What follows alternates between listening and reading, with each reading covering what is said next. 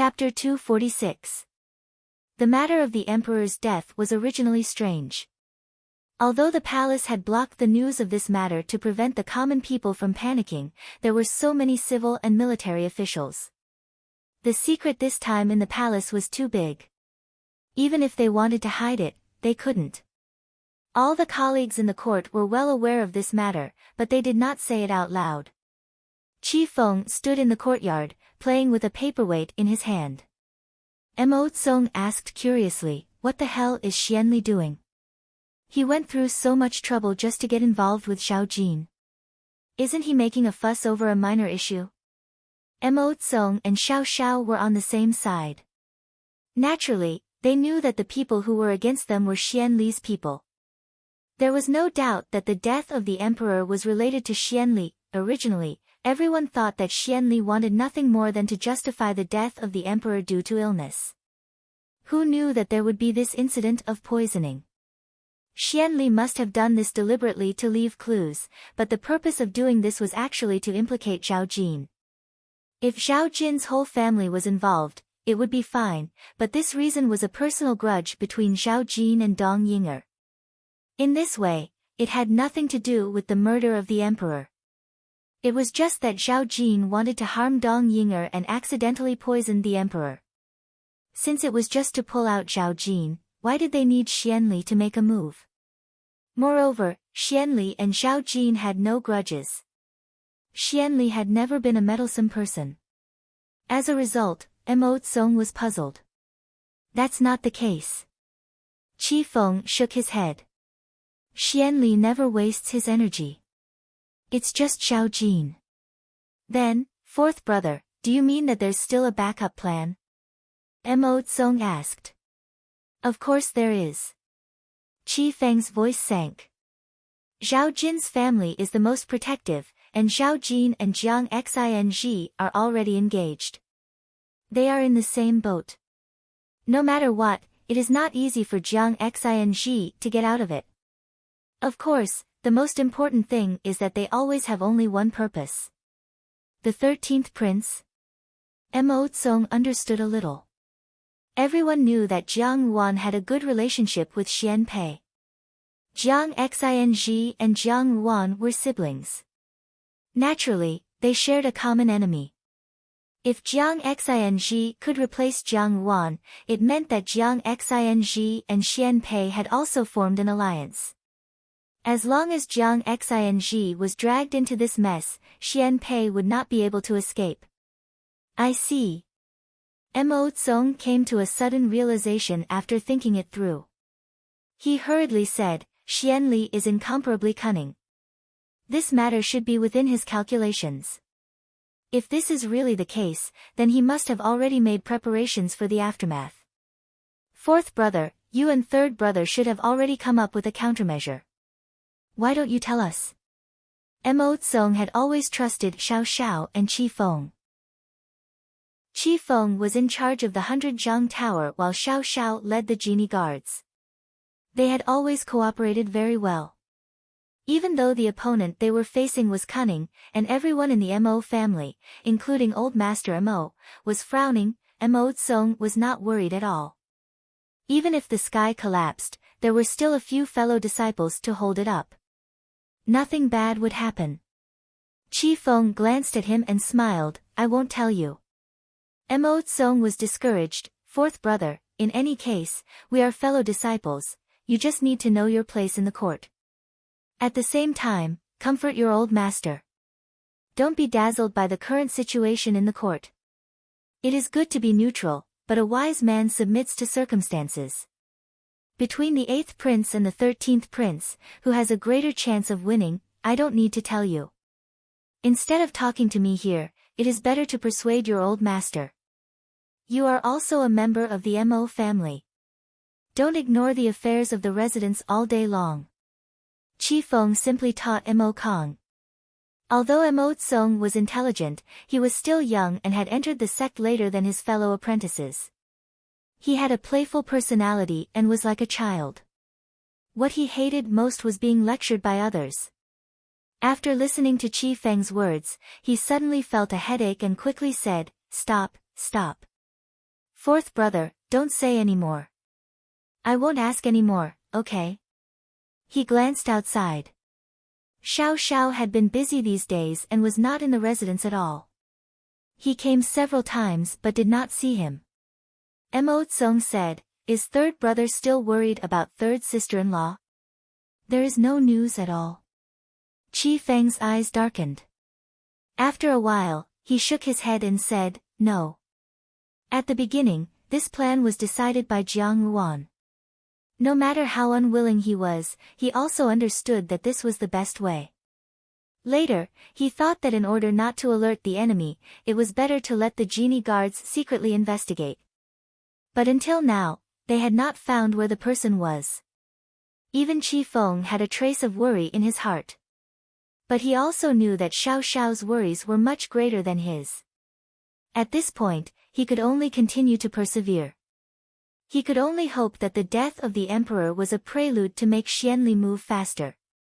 In that case, the plan could be carried out smoothly. In the dungeon, Zhao Jin looked at Lin Zixiang, who came to visit, and asked anxiously, "How is it?" Lin Zixiang's face was a little ugly. "Your father was sent to the Ministry of Justice for interrogation. This is not a trivial matter. The emperor's affairs are sensitive, and now your Zhao family is in big trouble. The Zhao family has now been sealed. I asked my father to plead with the Empress Dowager, but it was useless." "I'm sorry, Xiao Jin." Lin Zixiang was very sad. She really wanted to help Xiao Jin, but her father was just a chief clerk with a false reputation and no real power. Normally, he would only be able to move his lips and nothing more. How could he really influence the decision of someone in a higher position? Seeing this, Zhao Jin comforted her instead. "It's not your fault. This time, the matter was too big. By the way, Zixiang, what did my father say? Did you tell my father to push all the blame on me?" Zhao Jin had already seen clearly that since this matter was ultimately a decision made by Dong Ying'er against her, as long as she died, everything would not matter. In any case, the whole Zhao family could not be involved. If she only admitted that it was her fault, then it would be her fault for wanting to murder Dong Ying'er, but in the end, she mistakenly killed the emperor. At least the Zhao family could withdraw and save their lives. However, if the entire Zhao family was implicated, then the entire household would be charged with the crime of plotting to murder the emperor. Lin Zixiang was silent for a while before shaking her head. "Your father and your two brothers love you so much. How could they let you bear all the responsibility alone? You clearly know that this is impossible." Actually, as long as the two young masters of the Zhao family and Lord Zhao said that they did not know anything about this matter, they could extricate themselves from it. After all, the Zhao family did not seem to have any reason to harm the emperor. Furthermore, the matter could be considered as having irrefutable evidence. Who knew that Lord Zhao and the two young masters of the Zhao family would be so stubborn? They had spoiled Zhao Jin since she was young, so how could they just stand by and watch? Not only did they not want to push everything onto Zhao Jin's head to protect themselves, they even desperately cried out for Zhao Jin's innocence. They said that Zhao Jin would definitely not send the poisonous ginseng into the palace and that Dong Ying'er would not murder her. This was definitely a false accusation and someone had set it up. This was already a sensitive time, so crying out for innocence was a great taboo for the Ministry of Justice. It immediately made the situation that had eased up even more tense. When Zhao Jin heard this, she was dumbfounded. Then, she laughed bitterly. "In the end, I am the one who has caused them trouble." Lin Zixiang also sighed. "As a daughter, at least your father is willing to protect you." When Ruan Mimi was imprisoned, she did not continue. The relationship between Jiang Ruan and Jiang Quan had never been good. That cold-hearted man could not wait to hit her when she was down and said that he would risk his life to protect her. The fate between people was so different. However, Lord Zhao's protectiveness might not necessarily be a good thing. "You can go back," Zhao Jin said tiredly. "I will think about it." "What do you want to think about?" Lin Zixiang cautiously asked. "Don't do anything stupid. Don't act like you're trying to commit suicide in prison. This kind of thing was not rare. In order to protect one's family, one person would take all the blame and commit suicide in prison. Zhao Jin smiled. What can I do to commit suicide? This place is very strict with me. Besides, even if I commit suicide, my father and brothers may not be released.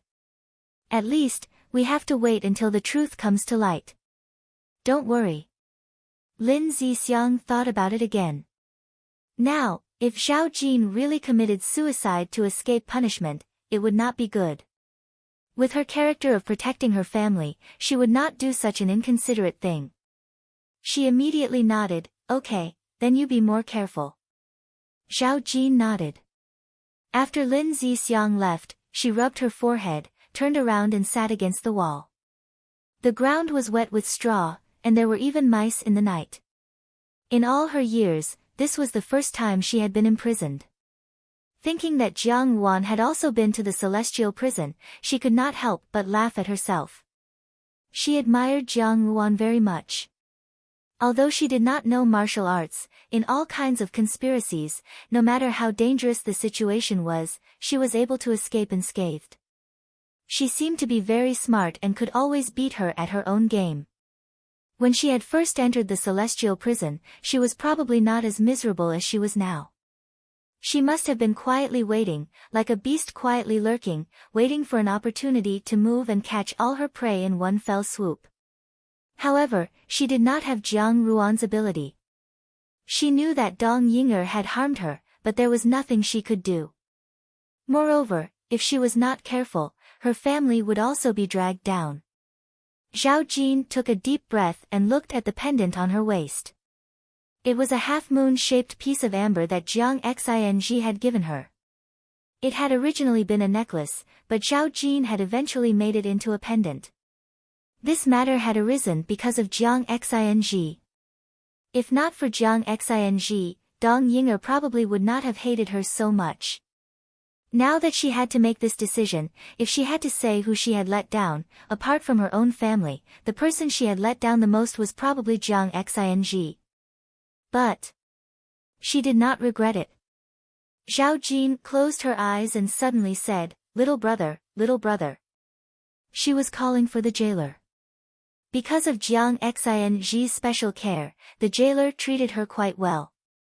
Hearing this, a jailer walked over and asked, "What's the matter?" "I want to write a letter of apology," Zhao Jin said. Things in the world were usually ever-changing. Before Zhao Jin's letter of apology could be sent out, there was an unforeseen event in the palace. The cause was that someone found the same poison in the old ginseng that Zhao Jin had sent into the palace in Mu Shiro's bedroom. Mu Shiro and Zhao Jin had nothing to do with each other, so there was more to this than meets the eye. Someone searched Mu Shiro's bedroom and found a seal.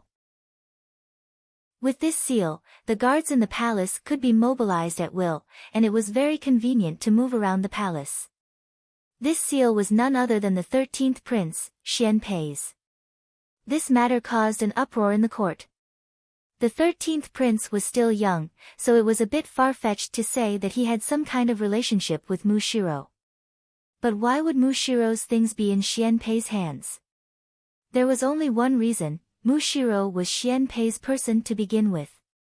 Then, they found many suspicious points in Mu Shiro's bedroom. In a place like the palace, once there were suspicions, there was no need to worry about not being able to find anything. Although Mu Shiro's flaw was small, it was still discovered.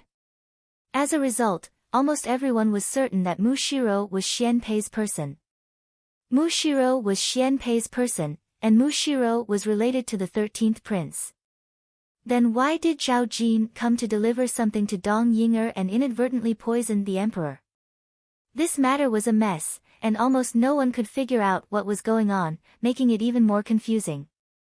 But at this time, someone stood up and said that she knew the truth and wanted to defend the emperor.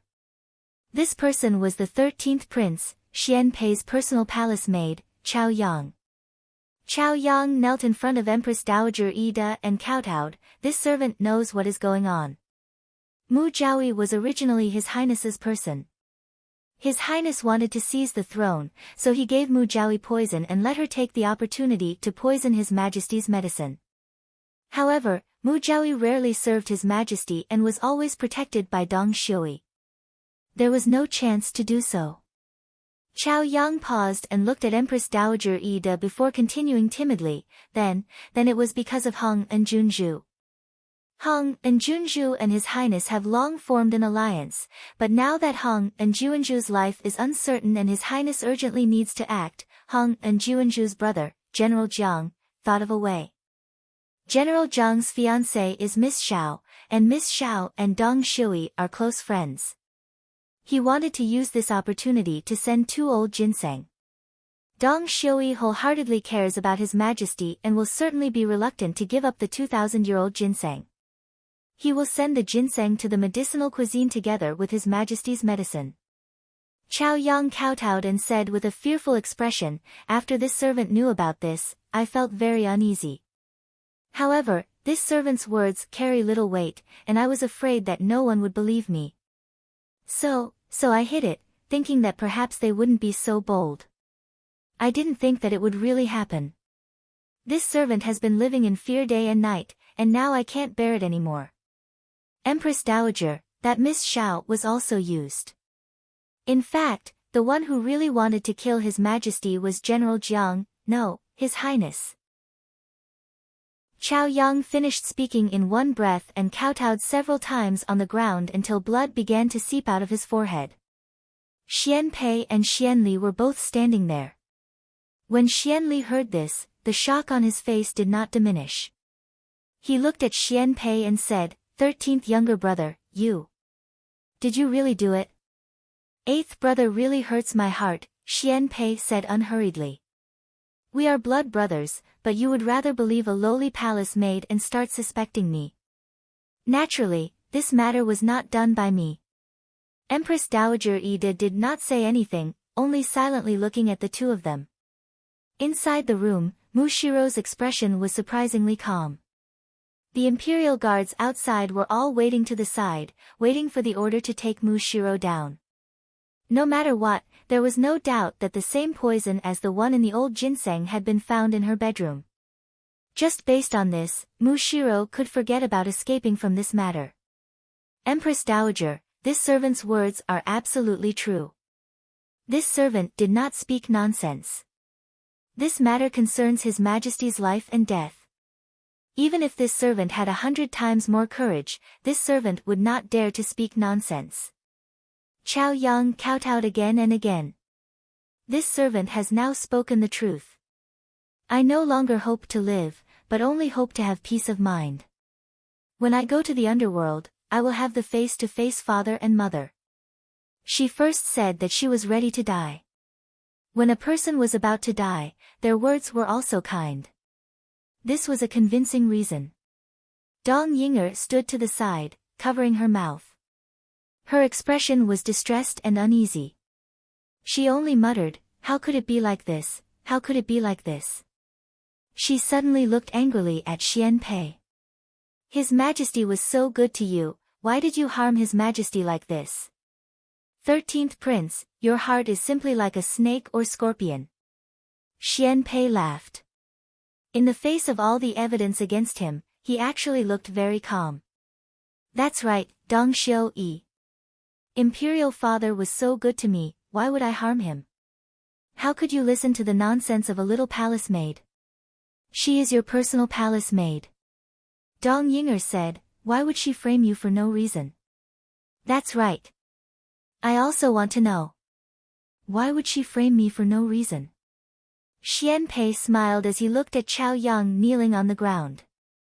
Chao Yang was usually smart and clever. She had face in front of Xian Pei, so everyone in the palace knew that she was Xian Pei's chief palace maid. At this moment, Xian Pei casually asked, "Chao Yang, this prince also wants to ask. This prince has always treated you well. Why would you frame this prince?" "I'm not framing your highness, I'm not framing your highness." Chao Yang shrank back in fear, as if he was extremely afraid of Xian Pei. However, upon closer inspection, he realized that his fear was fake and not very real. However, no one saw the look in her eyes. Their attention was attracted by Chaoyang's words. Chaoyang said, "Your Highness, you want to seize the throne, but you can't kill His Majesty. That would be akin to killing a father and a king. This servant is too scared, this servant is too scared, haha."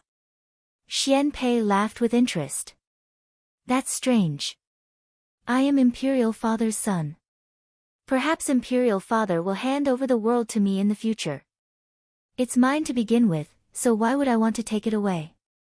His words had a profound meaning. Xian Li's eyes flashed and Empress Dowager Ida frowned. Xian Pei continued, "Of course, Imperial Father may hand over the world to eighth brother.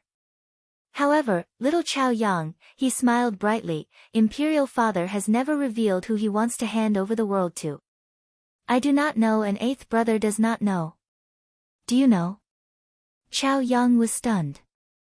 She looked at Xian Pei with shock and fear.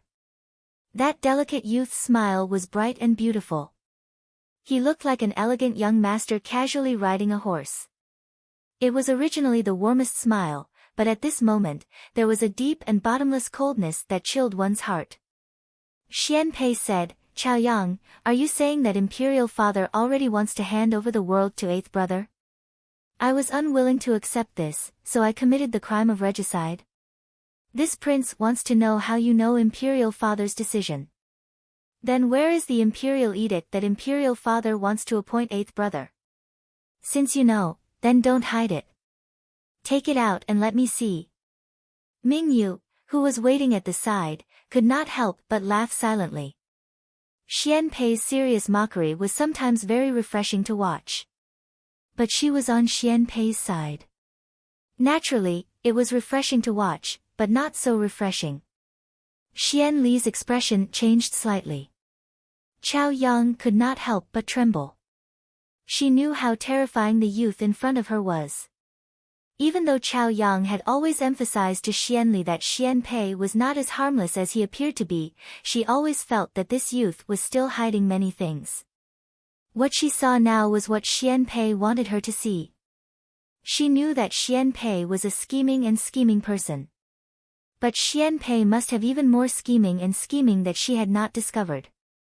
She already felt the pressure. Xian Pei's gaze on her made Chaoyang feel cold all over. She should not have such a feeling. She was the most outstanding assassin, but what she probed was the human heart. She was a dead chess piece that Xian Li had cultivated. Once a chess piece was sent out, it was only to move the overall situation. There was no possibility of survival. A chess piece that was prepared to die, naturally, there was nothing in the world that could make her feel afraid. But Xian Pei's gaze made Chaoyang feel afraid. Chaoyang did not know what kind of feeling this was. She stayed by Xian Pei's side and did her best to be a timid palace maid. Because she had grown up with a special master, she gradually became more daring. Chaoyang completely immersed herself in this, as if she was just an ordinary palace maid. She was the most outstanding assassin, and she used her heart to seek the final stab. She believed that she did not reveal any flaws.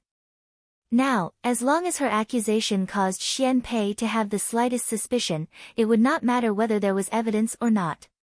If Xian Pei did not refute, in the future, on the path to the throne, he would have a reason to condemn him. He would lose a large portion of the people's hearts. If he refuted, Xian Li would have 10,000 ways to start a war. In this way, Xian Pei would be accused of treason. No matter which one it was, Xian Pei was facing a dead end. Ming Yu looked up at Xian Pei again. Xian Pei had a smile on his lips, and there was not a trace of surprise on his face. Chaoyang carefully recalled, not letting go of any small expression on Xian Pei's face, hoping to find panic or other emotions. But unfortunately, she suddenly discovered that from the moment she revealed that Xian Pei had killed his father until now, Xian Pei had not revealed the slightest hint of surprise.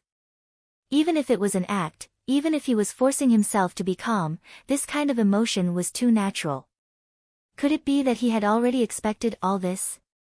Chaoyang secretly shook her head in her heart. That was impossible. Just now, Mushiro's face revealed a trace of panic. That expression could not be faked. Since Mushiro did not expect this, how could Xianpei know? This young man was probably used to hiding it. Xianli took a step forward, looked at Empress Dowager Ida and asked, Imperial Grandmother, what should we do now? He looked at Xianpei awkwardly. 13th brother is young, naturally he would not do such a thing. I'm afraid there is something fishy about it. But if we ignore this matter now, I'm afraid. Saying that Xianpei was young meant that Xianpei might have been bewitched by someone else. Everyone was well aware of who this person was. Naturally, it was Jiang Xing, who had been implicated. Empress Dowager Ida's gaze swept over everyone present. Finally, her gaze fell on the calm Xianpei. She suddenly waved her hand and said in a low voice, put Jiang Xing and Mushiro in the dungeon for interrogation. As for the rest, investigate. She did not imprison Xianpei, indicating that she still had a glimmer of hope. In fact, even if there was evidence pointing to Xianpei, unless the evidence was conclusive and could immediately convict him, Empress Dowager Ida would not easily touch Xianpei. Because right now, both inside and outside the court were in chaos. If this matter was exposed, the great Jin dynasty would not be stable. No matter what happened within the court, the external threat was more important. Empress Dowager Ida had sat in a high position all her life. She naturally knew that the people of southern border were restless, waiting for this chaotic opportunity. How could she let them take advantage of it? Xianli glanced at Chao Yang, who was kneeling on the ground, and asked, this servant girl, lock her up as well. Empress Dowager Ida said coldly. She got up and walked away. She did not say anything, not even expressing her stance on Xianpei's matter. This was already very unusual. But Empress Dowager Ida usually did not have any set rules, and no one could guess her thoughts. Compared to guessing Empress Dowager Ida's thoughts, everyone was more willing to watch Xianpei's show. Xianli walked to Xianpei's side and sighed. 13th brother, you are really unlucky. On the surface, he had the expression of a good elder brother fighting for his younger brother. From afar, it really looked like a scene of deep brotherly love. However, there was a hint of provocation in his words, as if he was mocking a loser. Although Empress Dowager Ida did not express her stance on Xianpei's matter, Xianpei would probably be under house arrest in the future. This was not a good thing for a prince. Once he was under house arrest, he could only communicate with the court officials and knew nothing about the outside world. During the days of house arrest, the outside world could undergo earth-shaking changes. Becoming a deaf, blind, and crippled person in the palace was too passive. Why does 8th brother say that? Xianpei asked curiously. My luck has always been good. At first, I thought my days were over. I didn't expect Imperial Father to think highly of me. He smiled slightly. Master Huiju read my fortune and said that my life is a path of happiness after suffering. Until the end, no one knows what my luck will be like. Maybe in a few days, I will be in the pink of misfortune. Xianpei did not take Xianli's words to heart. It seemed that he was deliberately provoking Xianli. Xianpei's ability to anger people to death was never to be underestimated. Even the patient Xianli's eyes flashed with anger, but he quickly calmed down. He also smiled. If that's the case, then I wish 13th brother good luck. There was not only one person in the palace who was worried about this. Even Lu Min, who had been silent for a long time, was deeply worried. Feelings for Jiang Ruan were a taboo. On the day she married someone else, Lu Min knew that he and this woman were not fated to be together in this life. He longed for Jiang Ruan to live well, but when he saw her and Xiao Xiao's deep love for each other, his heart ached. However, Lu Min was a person who restrained himself. He knew that since he could not obtain it, it was also good to forget. Lu Min knew that Jiang Wan and Xianpei had always had a good relationship. Since the emperor appointed him to be Xian Pei's tutor, Lu Min had been doing his best to teach him everything he knew. Originally, when he was the crown prince's tutor, the crown prince was ignorant and incompetent. Indeed, he did not know much about literature, which made it difficult for Lu Min to deal with him. However, the 13th prince, Xian Pei, was different. At first, because of his relationship with Jiang Ruan, Lu Min saw him in a different light. Later, in the process of getting along with him, Lu Min felt that this youth had unique views and a strange way of thinking. When it came to political affairs, although he was a prince, he was able to look at problems from the bottom to the top. Moreover, he did not have the impetuous youths, and was steady and thoughtful in handling matters. He was truly a genius. The emperor had asked him to teach Xian Pei, and Lu Min had always thought that it was to pave the way for Xian Pei's future. He and Xian Pei had a relationship like a scout and a thousand-li steed. In his life, he only had 2 students, one mediocre and incompetent, and the other a genius with good luck. Any teacher would cherish a talented person, let alone someone like Lu Min. He sighed, but now that the emperor had passed away, the court was like a group of dragons without a head. He was a scholar, so he could not go into battle to kill the enemy, nor could he influence the overall situation like the prime ministers and ministers. Moreover, he could not do anything for Jiang Xing when Jiang Ruan's life was uncertain. Lu Min suddenly felt a sense of sorrow. He sighed and said, "A useless scholar." "What are you talking about?" A pair of hands patted his shoulder. Lu Min turned his head and found that it was Mo Kong. When he was in the Imperial College, Mo Tsong had extended a helping hand to him. Later, they entered the rankings together. However, the Mo family had power, while he had climbed up step by step with his own ability. The two of them actually did not have much interaction. Now that he saw Mo Tsong, he was stunned. "Great Zhuang Yuan, don't belittle yourself. How many scholars in the Great Jin dynasty look up to you as an example, hoping to become a Zhuang Yuan when they come back? If you say that, aren't you harming the hearts of scholars? How will you do the imperial examinations in the future?" Mo Tsong jokingly said. Lu Min shook his head, "So what if I'm an official? I still can't do anything. I used to think that I could change the world with my own strength, but now it seems that it was just a fool's talk."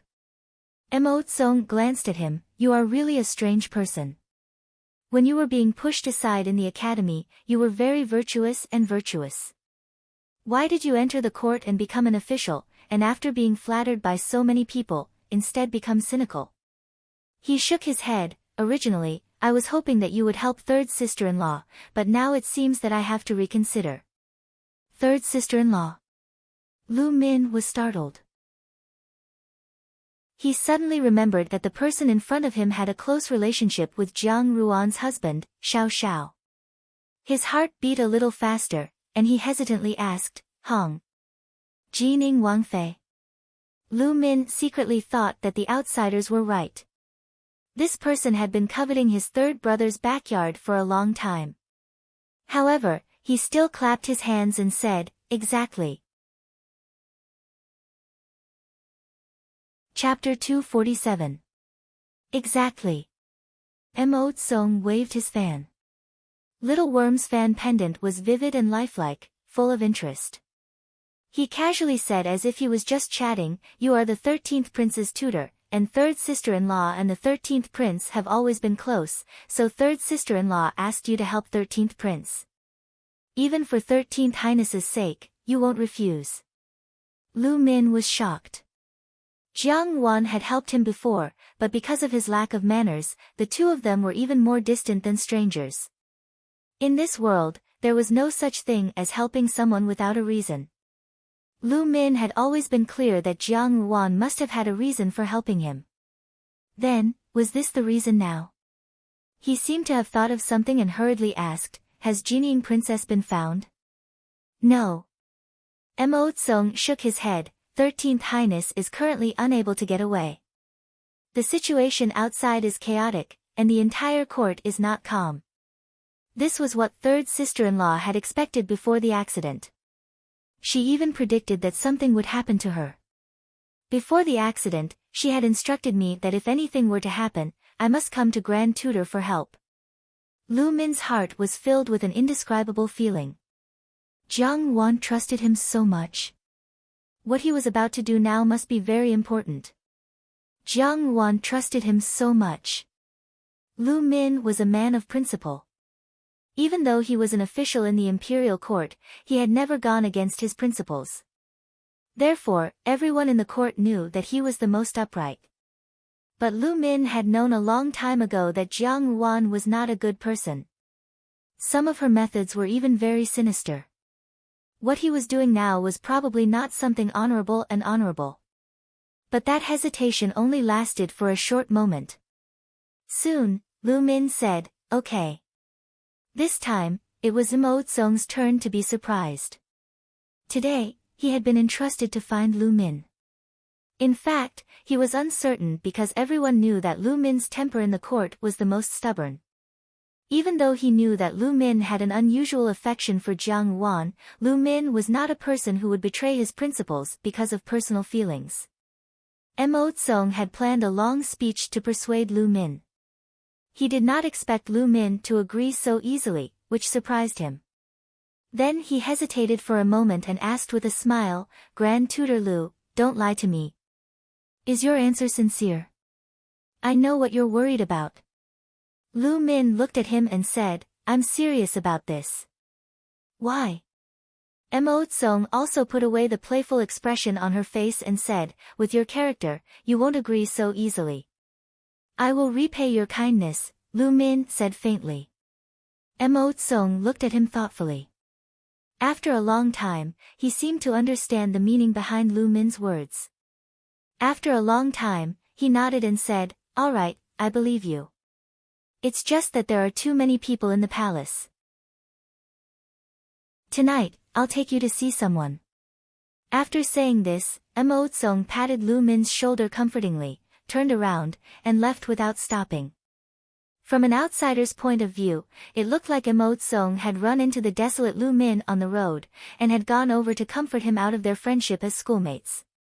A long time after Imotsung left, Lu Min looked at his palm in a daze. What could it be that she needed his help with? He knew of Jiang Ruan's abilities, and the current situation was disadvantageous to Jiang Ruan's side. Could she really turn the tide? And the hands she wanted to borrow were his own. As an incompetent scholar, could he really do it? Lu Min slowly clenched his fists, and the dazed look in his eyes gradually began to fade. His expression became more resolute. No matter what, he had to try. That night, Lu Min changed into a brown coarse hemp robe. Usually, besides his official robes, he wore clothes that his mother had personally made. After all, they were more exquisite and presentable.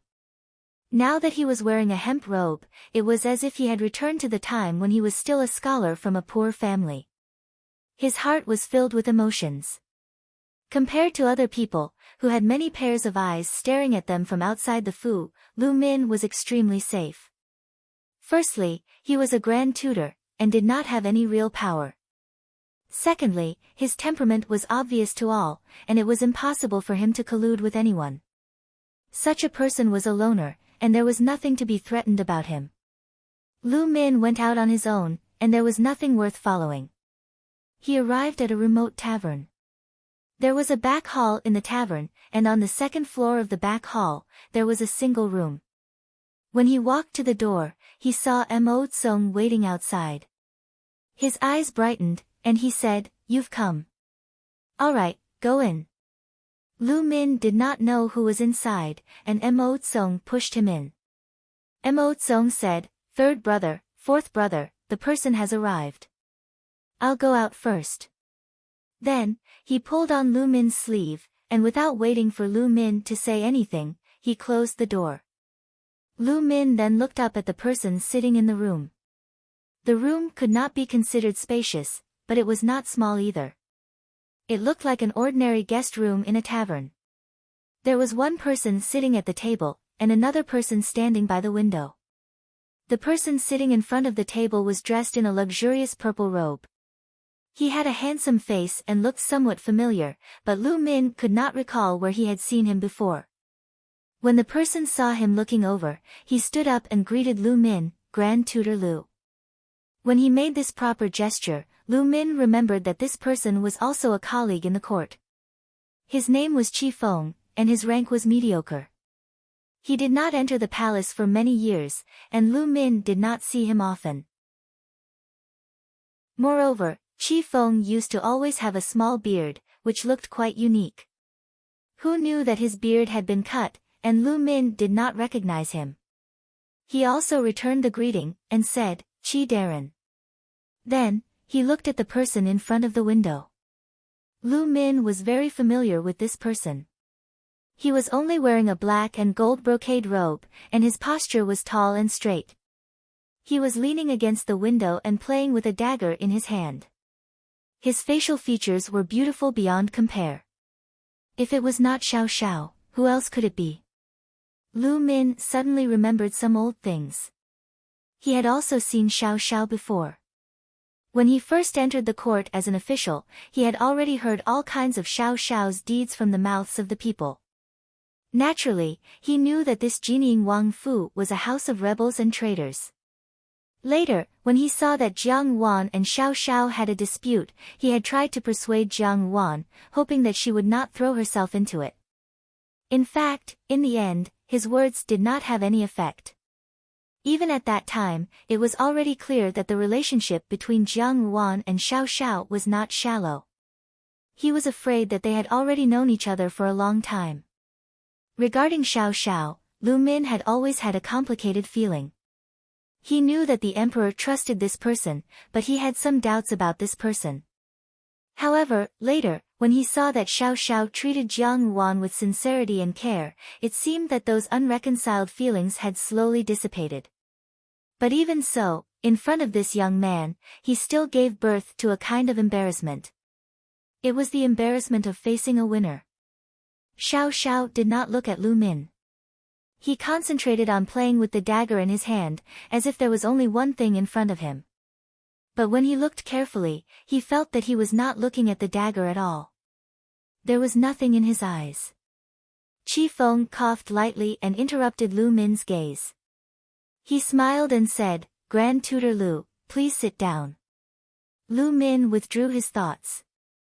Seeing that Qi Feng did not mean to call Xiao Xiao, he understood that this was just a conversation between the two of them. At least, it was not a face-to-face communication with Xiao Xiao. He did not know why he was relieved.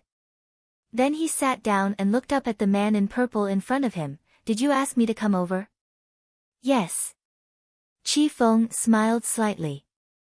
He picked up the teapot on the side and poured a cup of tea for Lu Min. You don't have to be surprised. I think Song told you before that I asked Grand Tutor Lu to come over. To be honest, I have a request. After a pause, he continued, and this matter was brought up by the third sister-in-law. Lu Min's expression did not change, but she could not help but be surprised. She was not very familiar with Qi Feng, but she also knew that Qi Feng was as inconspicuous as his official position in the court. Such a person did not even have the power to affect the overall situation.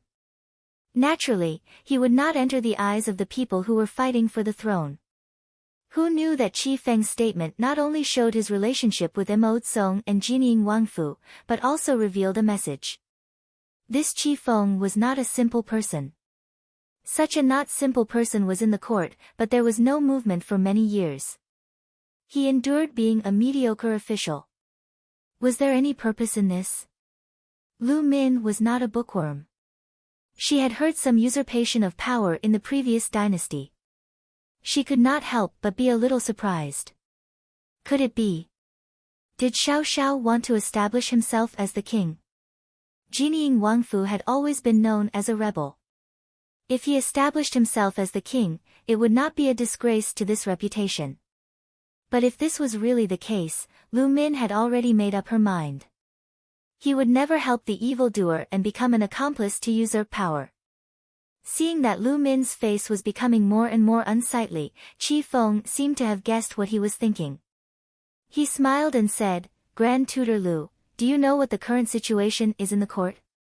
Without waiting for Lu Min to speak, he said, "His Majesty passed away suddenly. The Empress Dowager is old. The country cannot be without a ruler for a day. The Master of the World will one day sit on the throne. Now, there are only 2 princes, the 8th prince and the 13th prince. These 2 princes are equally matched." Lu Min said coldly, "What do you want to say?" The meaning of Qi Feng's words was clearly to discuss the issue of the great Jin dynasty's ruler. This was treason. Lu Min could almost conclude that what Qi Feng was going to say next must be related to the fight for the throne. Thinking of this, he glanced at Xiao Xiao, who was leaning against the window. He could not help but feel anger rising in his heart. Xiao Xiao thought like this, but he did not think about Jiang Ruan's position. For a beautiful woman to live in this world, it was easy to provoke trouble if she was not careful. At first, because of Xiao Xiao, Jiang Ruan had the reputation of climbing up to a high branch. Now that Xiao Xiao was doing this, did he want that woman to be denounced as a demoness who brought disaster to the country? Since he married someone else, why did he not take good care of her? Why did he ruin her? Qi Feng smiled slightly and said, "I want to know Grand Tutor Lu's opinion. Between the 13th prince and the 8th prince, based on Grand Tutor Lu's vision, who is suitable to be the future crown prince of the great Jin dynasty?" Lu Min said, "This matter is not up to me to comment. How could he be allowed to speak in the royal family's fight for the throne?" What's more, Lu Min was now full of vigilance against Qi Feng. Every word that Qi Feng said, Lu Min had to carefully consider. Grand Tutor Lu is a straightforward person, but with Grand Tutor Lu's status and official position, it is not difficult to be a mediocre person. But in this world, as long as one is talented, who does not hope to achieve great things? As a subject, assisting the emperor is his duty, and it is also a long-cherished wish of a lifetime. Has Grand Tutor Lu not thought of assisting the emperor, accompanying the emperor to see the country become more prosperous day by day, and doing more for the common people? Qi Feng's eloquence had never been bad, especially when it came to admonishing people's ideas. Lu Min was overflowing with talent. Although he was appreciated by the former emperor, the position of Grand Tutor did not have any real power. He could not make decisions regarding the political affairs of the country. When Lu Min first entered the court as an official, it was to rely on his own strength to change the unfairness in his eyes. But now it seemed that he did not achieve his original intention.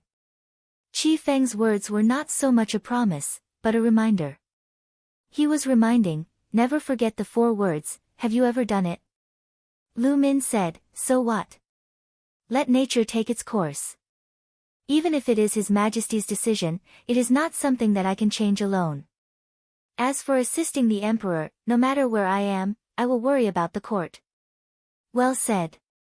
Qi Feng laughed and said, "Since Grand Tutor Lu has such a mountain in his heart, naturally, you should have an idea. Who is the best person to control the world? Let me ask Grand Tutor Lu, after following 13th Highness as Grand Tutor for so long, do you think 13th Highness is worthy of the great responsibility of the world?" Lu Min thought that Qi Feng's words were just to promote Xiao Xiao. Now that he mentioned Xian Pei, he was just waiting for him to say that he was young, and then he would mention Xiao Xiao. In order not to let Qi Feng succeed, Lu Min immediately said, "Of course, 13th Highness is a dragon among men. He is very clever and has a young demeanor. In the future, he will certainly have a promising future." "Very good," Qi Feng exclaimed in admiration, "I did not expect Grand Tutor Lu to have the same thoughts as us. Third brother, did you hear that? It's a small world, there are fated people everywhere." Qi Feng said to Xiao Xiao. Xiao Xiao glanced at this side lightly and did not respond to Qi Feng's words. On the other hand, Lu Min was startled when he heard this. He did not expect Qi Feng to say this sentence.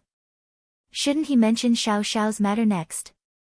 Why did he suddenly say what he wanted to say? Lu Min showed a rare sluggish expression and asked suspiciously, "What?" As Grand Tutor Lu said, Qi Feng said with a smile, "I also think that between the two princes, 13th Highness is better.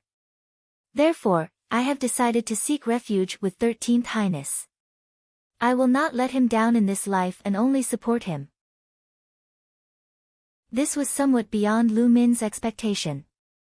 He did not know what to say and could only look at Qi Feng in a daze. Qi Feng suddenly changed his expression, "But now you and I both know that the 13th prince's position in the palace is really worrying. A few days ago, because of his personal maid's accusation, he was imprisoned. Even General Jiang was innocently implicated. Grand Tutor Lu is a smart person. Even if you don't believe others, you should believe in General Jiang's innocence." These words hit the bottom of Lu Min's heart. If it was Xian Pei, he might not doubt it, but it was absolutely impossible for Jiang Xing to order people to murder the former emperor. When the Great Jin dynasty sent troops to attack Tianjin, how Jiang Xing escaped from death and led the soldiers to fight bravely was obvious to everyone. This young general relied on his own blood and merits to climb up step by step. He fought with his own life. Lu Min was different from other scholars. He did not despise the vulgarity of the generals. Instead, he had a deep admiration for this kind of valiance that he could not achieve. In Lu Min's heart, Jiang Xing was an upright and brave general. It was impossible for such a righteous general to poison the former emperor. Obviously, someone wanted to drag Jiang Xing into the water. The purpose of dragging Jiang Xing into the water was naturally to drag Xian Pei into it. Who in the palace hated Xian Pei the most? Besides Xian Li, who else could it be? Naturally, Xian Li was the mastermind behind the scenes. Because of this, Lu Min actually disliked Xian Li's backstabbing actions. Moreover, he and Xian Pei had a teacher-student relationship. Even if he did not come today, he would still be on Xian Pei's side. "I believe in General Jiang," Lu Min said. It was only one sentence, but it showed his attitude. The general's residence belongs to third sister-in-law's eldest brother. We naturally believe in him. Qi Feng smiled and said, "But now it seems that Grand Tutor Lu is also on His Highness's side. In other words, Grand Tutor Lu is the same as us." When Lu Min heard this, he was completely clear. It turned out that the purpose of this group of people was not to push Xiao Xiao up. There was only one person they supported, and that was Xian Pei. Now that these people had come, he was very clear about what they were doing. They wanted to pull him into Xian Pei's camp. Lu Min could not help but want to smile bitterly in his heart. What was the use of him expressing his position? What was the use of pulling him into this camp? One had to know that he was just a scholar without the strength to truss a chicken. He was a grand tutor without real power. Even if he personally went to Empress Dowager Ida to plead for Xian Pei, his words would have no weight. Therefore, he was useless. These people spent a lot of effort to pull him in. Wasn't it a waste of effort? "I am indeed on His Highness's side," Lu Min said, "but no matter which side I stand on, it will be useless. It will not affect the final outcome, so you can only worry too much. If you expect me to change anything, I'm sorry." In the end, Lu Min could not help but look at Xiao Xiao again. On the surface, these words were said to Qi Feng, but it was better to say that they were said to Xiao Xiao. Qi Feng obviously listened to Xiao Xiao. Today, Qi Feng's solicitation was actually Xiao Xiao's intention. Lu Min felt a little awkward in his heart, but what he said was indeed the truth. "No," Qi Feng said, "you are wrong. Grand Tutor Lu is really belittling himself. Not only are you not useless, on the contrary, you are very useful. Without you, I am afraid this matter will not be successful. If His Highness really controls the country in the future, without you, I am afraid it will be difficult to entrust the great cause." Hearing this, Lu Min could not help but show a trace of surprise. Qi Feng's words could not be said to not shock him, but he really could not think of what else he could do. He could not help but say to Qi Feng, I am just a grand tutor. Before being a grand tutor, you are first a scholar. Qi Feng said solemnly, in this world, everything can be stopped, only the heart and words can be stopped. Before Grand Tutor Lu became a grand tutor, he was a scholar who won the Zhuangyuan. At that time, an article attracted His Majesty's attention, and many scholars in the world regarded you as a role model. You are the benchmark in the hearts of the literati. Perhaps Grand Tutor Lu did not realize it himself. Perhaps the Grand Tutor is nothing in the imperial court, but in the hearts of the literati, you are more important than any prime minister, because you are their example. Lu Min was stunned. No one had ever said such words to him before. When he had studied so hard, he had only wanted to change his situation and change the situation of people like him in the world. But later on, when he had really studied and made a name for himself, he discovered that everything was not as simple as he had imagined. He could change his own life, but there were millions of people in the world. How could he be a savior? He could do nothing but be the teacher of an emperor. But this Qi Feng said that he was the benchmark in the hearts of scholars in the world. How could it be so ridiculous? Just like how a general worships Guan Gong, there is no Guan Gong in this world, so naturally they worship the most prestigious person in the court. Grand Tutor Lu, in this great Jin dynasty, there have been many scholars who have won the Zhuangyuan, but none of them have been promoted as fast as you, and you came from a poor family, yet you were recognized by His Majesty. In your eyes, this may not be worthy of praise, but you should know that what you have, some people can't get in their lifetime. What you have is enough to make many people extremely envious. Lu Min did not speak, but his heart gradually began to agree with Qi Feng's words. Qi Feng smiled and suddenly stood up. He bowed respectfully to Lu Min, Grand Tutor Lu, what I want you to do now can greatly change the situation of the country and save countless people. You want to use your own strength as a scholar to change this exquisite chess game. What you want to do is much greater than you think. Are you willing, you? Do you dare? Qi Feng's expression was solemn. Even Lu Min could feel Qi Feng's serious words. His heart could not help but sink slightly. Qi Feng actually bowed so respectfully. It seemed that this matter must be very important. And Qi Feng's words seemed to touch something in Lu Min's heart. When he was a teenager, he also looked forward to one day being full of energy and high spirits.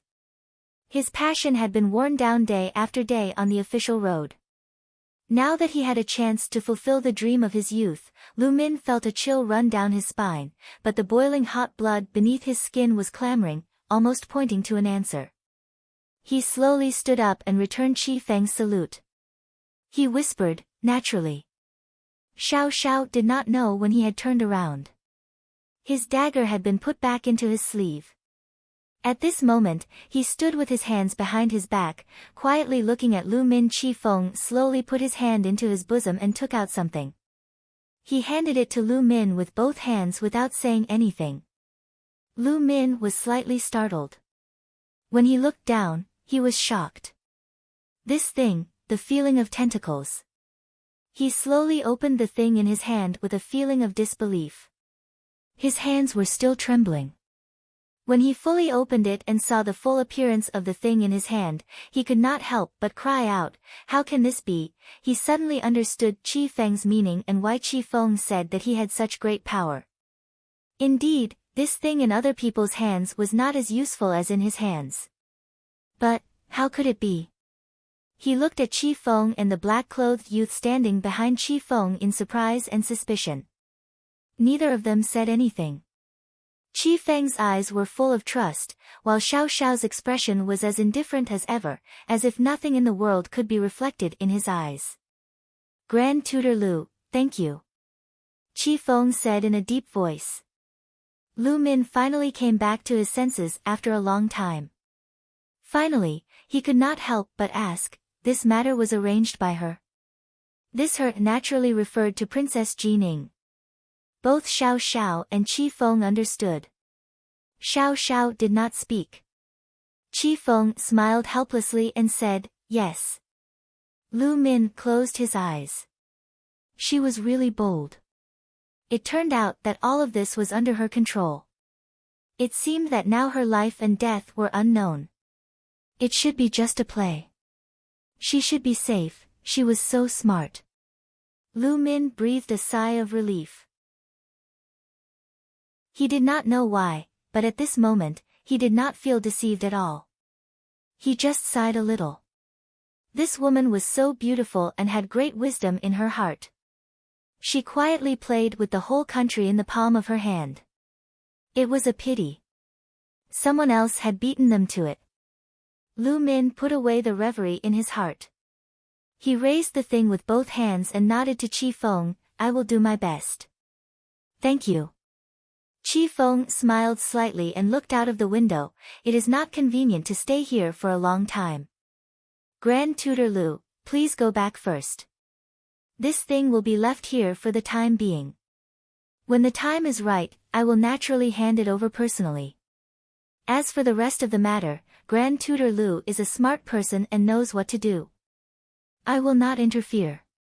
Lu Min nodded slightly again. Qi Feng knocked on the table. Mo Tsong, who had been eavesdropping outside for a long time, immediately broke the door and looked at Lu Min with a smile, it's okay. I will send Grand Tutor Lu downstairs and pick a few secret guards to protect Grand Tutor Lu's safety. After Mo Tsong and Lu Min left, Qi Feng sighed. The confident look on his face suddenly disappeared without a trace. Xiao Xiao walked to the table and sat down. Qi Feng looked at him and said, it's really hard to deal with this person. I was really afraid that he would not agree just now. Even if he pretended to be calm, only Qi Feng himself knew how difficult it was to persuade a stubborn person. He did not expect Lu Min to agree so readily. Qi Feng was also a little surprised. If he did not believe in the character of this Grand Tutor, he would really doubt whether there was any conspiracy in it. Xiao Xiao looked down at the teacup in front of him and did not speak. Qi Feng looked at it and thought for a moment, then suddenly said, Are you jealous? Are you jealous? Grand Tutor Lu is so straightforward today because of third sister-in-law. Why? Third sister-in-law, are you not happy?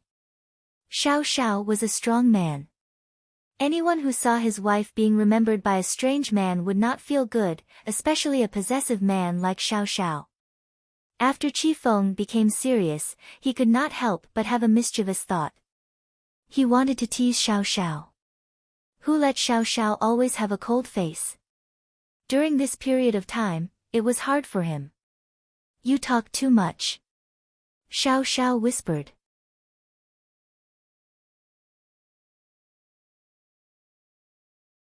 Emissary, I'm guessing that you didn't come here today just to tell me these things. Jiang Yuan opened her mouth and said, I wonder what the matter is? Yuan Chuan smiled. Princess, you're still as straightforward as ever, but you seem a little anxious. To tell you the truth, Yuan Chuan did not come here today to reminisce about the past, but to tell you something. Jiang Ruan's gaze fell on him, and her tone was very calm, what's the matter? Yuan Chuan paused, then unhurriedly said, General Jiang is in the dungeon, His 13th Highness is under house arrest, and Miss Xiao of the Xiao family, who is already engaged to General Jiang, is now entangled with murder charges. Oh, that's not right, it's not Miss Xiao, it's the entire Xiao family. Now, they have the reputation of conspiring to murder His Majesty, and I'm afraid that it will be difficult to protect them. Jiang Yuan listened quietly, and did not reveal the slightest change in her expression because of Yuan Chuan's words. Seeing this scene, Yuan Chuan's eyes flashed slightly, and he could not help but want to look at Jiang Ruan's expression more carefully. Xianli was about to make his move, and before that, he had to test Jiang Ruan one last time. At this crucial time, it would not be good for Xianli to appear, and the Holy Maiden also had private feelings for Jiang Ruan. Yuan Chuan did not think that Dan Zhen would be able to gain any benefits from tricking Jiang Ruan, so he had no choice but to appear personally.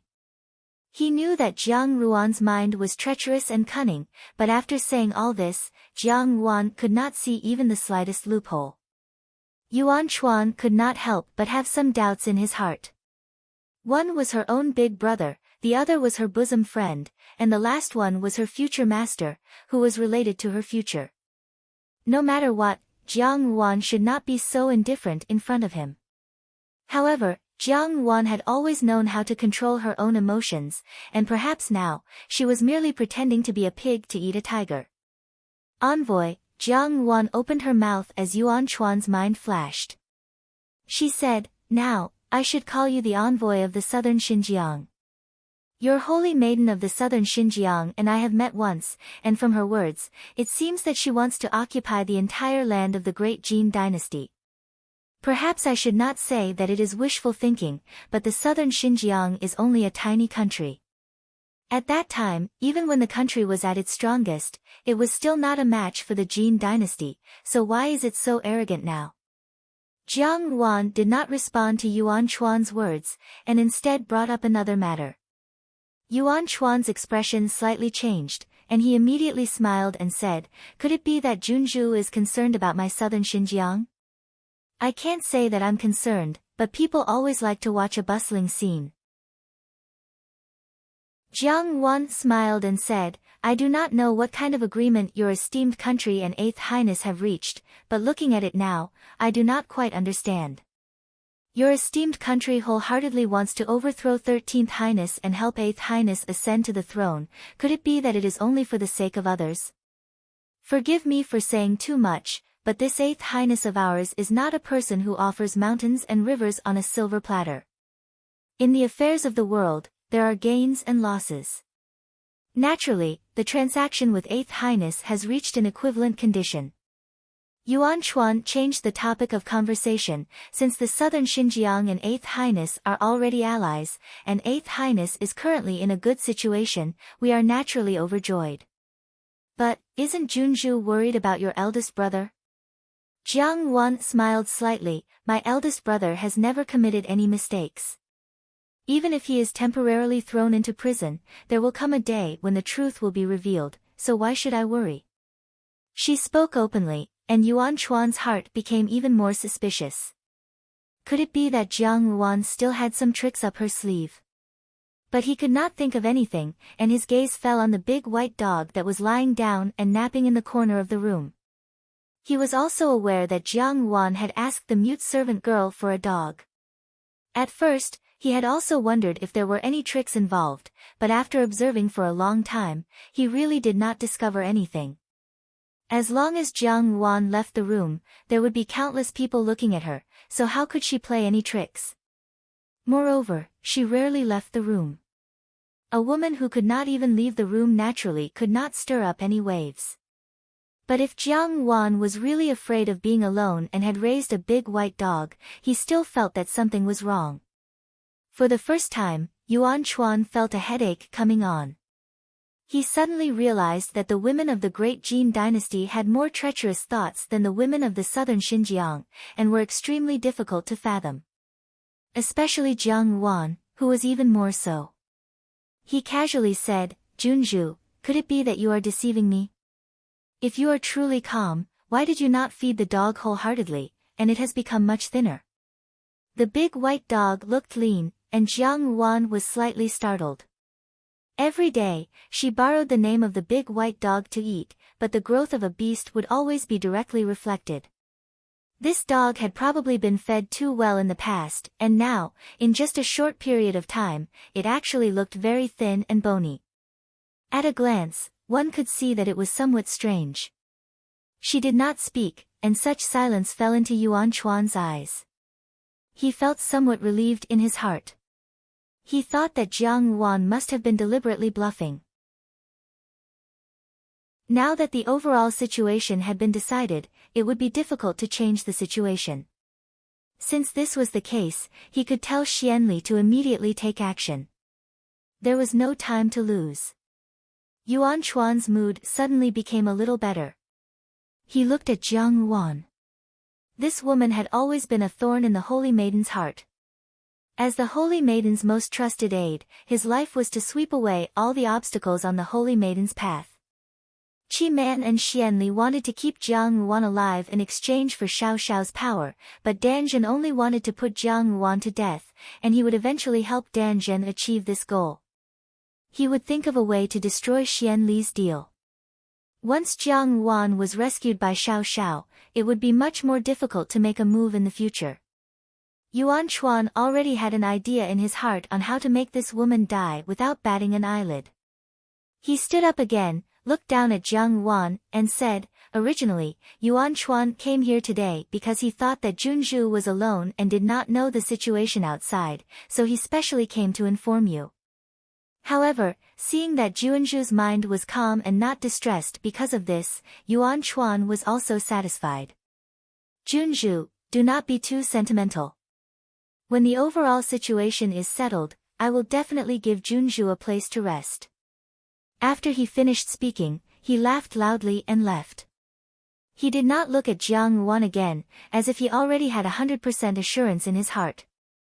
After Yuan Chuan left, the calmness on Jiang Ruan's face slowly dissipated. There seemed to be a trace of relaxation in her gaze, but also a trace of nervousness. Yuan Chuan had specially come to inform her. It seemed that Xianli had already begun to take action. Everything was developing according to her plan. Since Yuan Chuan had specially come to probe, it could only mean that the other party had not yet discovered anything strange. Today, she had followed Yuan Chuan's thoughts and acted out a play because she knew that Yuan Chuan would inform Xianli of the results of his probe. Only after Xianli had eaten a tranquilizer would he start to take action. She had to quickly urge Xianli to take action. Everything here could be predicted. The only thing she did not expect was that she was pregnant, and that this place was so well hidden that until now, no one had found her. In this way, the child in her belly was very dangerous. She did not know how long that big white dog could be used as a decoy, but every day that passed meant an increase in danger. For example, today, it was extremely dangerous. Yuan Chuan went out of the room and just happened to see the mute maid carrying the leftovers to wash the dishes. Yuan Chuan saw that there was not much leftover food left, and that the plates were very large. He was first startled, then he asked, "Is this prepared dog food?" The mute maid opened her mouth and randomly nodded her head a few times. Yuan Chuan frowned, "You ate so much, how can you still be so skinny?" The mute maid was carrying a lot of food, but the white dog that he saw at Jiang Ruan's place today did not have the slightest bit of a plump and sturdy body. In fact, it was very thin. If it was any other day, Yuan Chuan would not have paid attention to such a small matter. However, as long as it was related to Jiang Ruan, Yuan Chuan always felt that it was not that simple, and insisted on finding a reason for it. Therefore, looking at this thing, he pondered bitterly. The mute maid staggered and accidentally dropped the plate on the ground. Yuan Chuan was roused from his contemplation and looked at the mess on the ground with some disgust. Because he could not think of a reason, he turned around and left in annoyance. In Jining Wang Fu, Xiao Xiao had changed into an official's robe. Because he did not usually attend court, and most of the time he was outside, he did not wear the official's robe much. Thus, the robe was still very new. The qilin embroidered with golden thread was very mighty. Only after he had changed into a magnificent robe, he immediately appeared somewhat awe-inspiring. He was born handsome, and if placed in a crowd, he would be extremely eye-catching. However, today, there was an unfamiliar man following beside him. This man was wearing a dark red official's robe with flower patterns. The style of the official's robe appeared somewhat old-fashioned, as if it was a style from many years ago. However, this man did not seem old-fashioned in the slightest. Instead, he had the mellow fragrance of aged wine. This was an extremely handsome middle-aged man. Even now, his facial features were extremely distinct, not to mention the elegant demeanor he had when he was younger. He seemed to have the elegance of a scholar, but also seemed to carry a bit of unruliness and elegance. He gave off a feeling of a mixture of maturity and youth. The man looked at Xiao Xiao and said, "Master, let's go." Two horses were tied side by side on a wooden peg outside the fu. One was jet black, the other was snow white. Xiao Xiao flipped over and leaped onto the jet black horse, while the man naturally leaped onto the snow white horse. The two whipped their horses and rode away. On the roof behind the fu's door, Jin Sen spat out the grass he was chewing in his mouth with a pei sound. He said, "I didn't expect Butler Lin to be such a handsome man. I had originally thought that he was talking nonsense." Jin Si shook his head. "You can't judge a book by its cover. When this person is serious, he looks somewhat unfamiliar." These days, in Jining Wang Fu, almost everyone had noticed the changes in Butler Lin. He was becoming younger and more handsome with each passing day. In this world, other than changing one's appearance, there was probably no other way to make someone look good. Moreover, changing one's appearance was done in one go. There was no such thing as progressing step by step. However, the embroidered uniform guards had been roaming Jianghu for many years. Each and every one of them were experienced and knowledgeable. After looking for a while, they could see the knack of it. It could be assumed that Butler Lin had taken some medicine to make him look old and ugly, concealing his appearance. Now, it was probably because he had taken the antidote that he had gradually returned to his original appearance. After searching for so long, he has finally found the antidote. He should be very happy. Jin San sighed. Now, no one will doubt his claim that he is a handsome man. From ugliness to beauty, it was likely that everyone would feel happy. Who would complain about their good looks? Butler Lin was also a person who paid attention to his appearance. In the past, when he still had that appearance, he would often criticize his own appearance. Now that he had a face that complemented his clothes, wasn't it a joyous thing in life? That's not necessarily true. Jin Si shook his head. For so many years, he has obediently disguised himself as a butler. It's possible that he doesn't know that he has a way to recover his appearance. It's just like how we have to conceal our identities when we go out on missions. Butler Lin has probably done this to conceal his own identity. Then why has he recovered his appearance now? Jin Sen felt that Jin Si's words made sense, but he still did not quite understand. Jin Si sighed. It's probably because something has happened and forced him to reveal his identity again. His original concealment has disappeared. Didn't you notice that Old Lin's character is becoming more and more unlike Old Lin? Jin Si propped his head up with his hands and lay down. Old Lin will soon be gone from Jining Wangfu. The original Old Lin was gone. Once that handsome middle-aged man regained his original identity, he would most likely not come back to be a lowly butler. That kind of person should also have a great background. Jin San also fell silent. After a long time, he said, "I hope that their journey will be smooth and that they will not let down the identity of sacrificing Old Lin."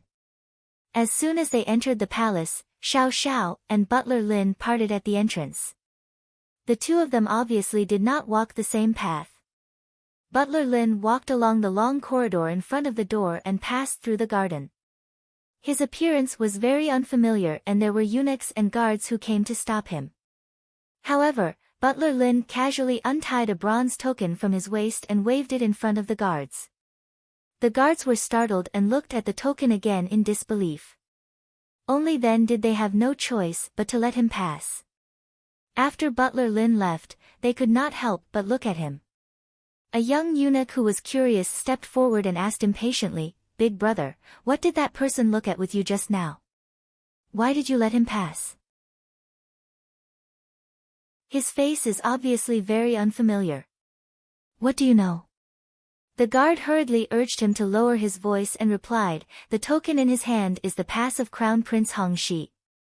There were only 2 passes and I've only seen one of them once.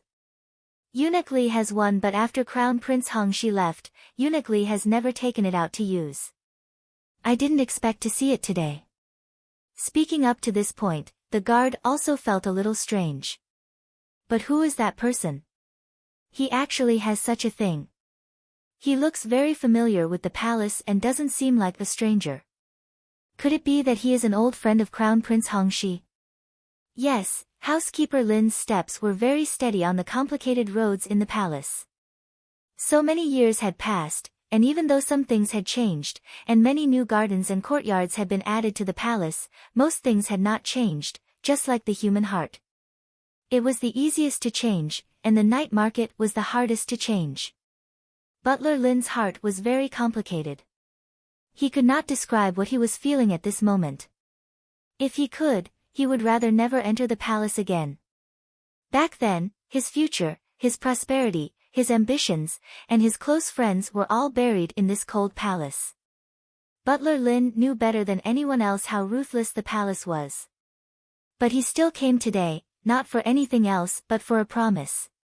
He walked in the direction of the Palace of Compassionate Peace. Gugu Yang carefully massaged Empress Dowager Ida's shoulders. She controlled her strength very well. She had taken care of Empress Dowager Ida for decades, and Gugu Yang was always so considerate.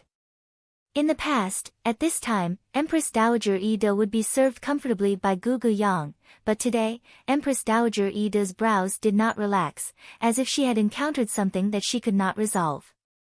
Gugu Yang sighed silently in her heart. Perhaps the news of Xian Pei's regicide would not be concealed. Even if they tried their best to conceal it, how could the people of the 8th Prince's faction let go of such an opportunity to attack Xian Pei? Now, all the memorials flying up and down the court were hoping to decide on the heir to the throne as soon as possible. The 13th Prince's virtue was lacking and he was not fit to be the emperor, and the 8th Prince was fully deserving of being the future master of the great Jin dynasty. Although these voices were not as arrogant as they were on the surface, they had almost spread throughout the entire great Jin dynasty. Xian Pei was under house arrest, so he naturally did not know these things outside, but perhaps this was a good thing. Gugu Yang thought, he is just a young child. To have to face fratricide and invert right and wrong at such a young age is too cruel for him. Xian Pei did not directly face these cruel things, so all the pressure was pushed onto Empress Dowager Ida's head. Empress Dowager Ida could not be the Empress Dowager who listened to politics from behind the curtains for too long, otherwise she would be criticized by the world. Just like in the previous dynasty, there was an Empress Dowager who personally governed the country after the death of the emperor. No matter how well she governed the country, she could not win against the title of Demon Empress. In the end, the country was overthrown by the civil and military officials and the Prince Regent. If Empress Dowager Ida did not express her position for a long time, then the court officials would think that she wanted to take control of the court. But once Xian Pei provoked this matter, it was impossible for Empress Dowager Ida to openly support him. In such a situation in the court, some of Xian Pei's followers had also changed sides, but Xian Li's people were much more numerous. Gugu Yang was clear about Empress Dowager Ida's thoughts. In the beginning, the emperor wanted to make Xiao Xiao the heir apparent, but Xiao Xiao never had this intention.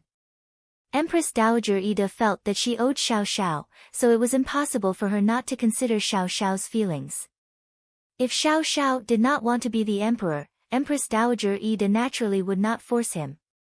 As for the remaining 8th Prince and 13th Prince, in all fairness, no matter which side Empress Dowager Ida chose, it would be harmless to her. After all, she was the imperial grandmother. Xian Pei and Xian Li could not do anything to her, as long as they were not afraid of being drowned by the spittle of the common people. With Empress Dowager Ida's original temperament, she would certainly not make a move. However, Jining Wang Fu had clearly expressed that they were on Xian Pei's side, which represented Xiao Xiao's attitude. Although this was definitely because of Jiang Wan, it was later proven that Xian Li had an unclear relationship with the southern frontier. On Empress Dowager Ida's side, he was a chess piece that could no longer be used. Therefore, Empress Dowager Ida would not publicly express her support for Xian Li.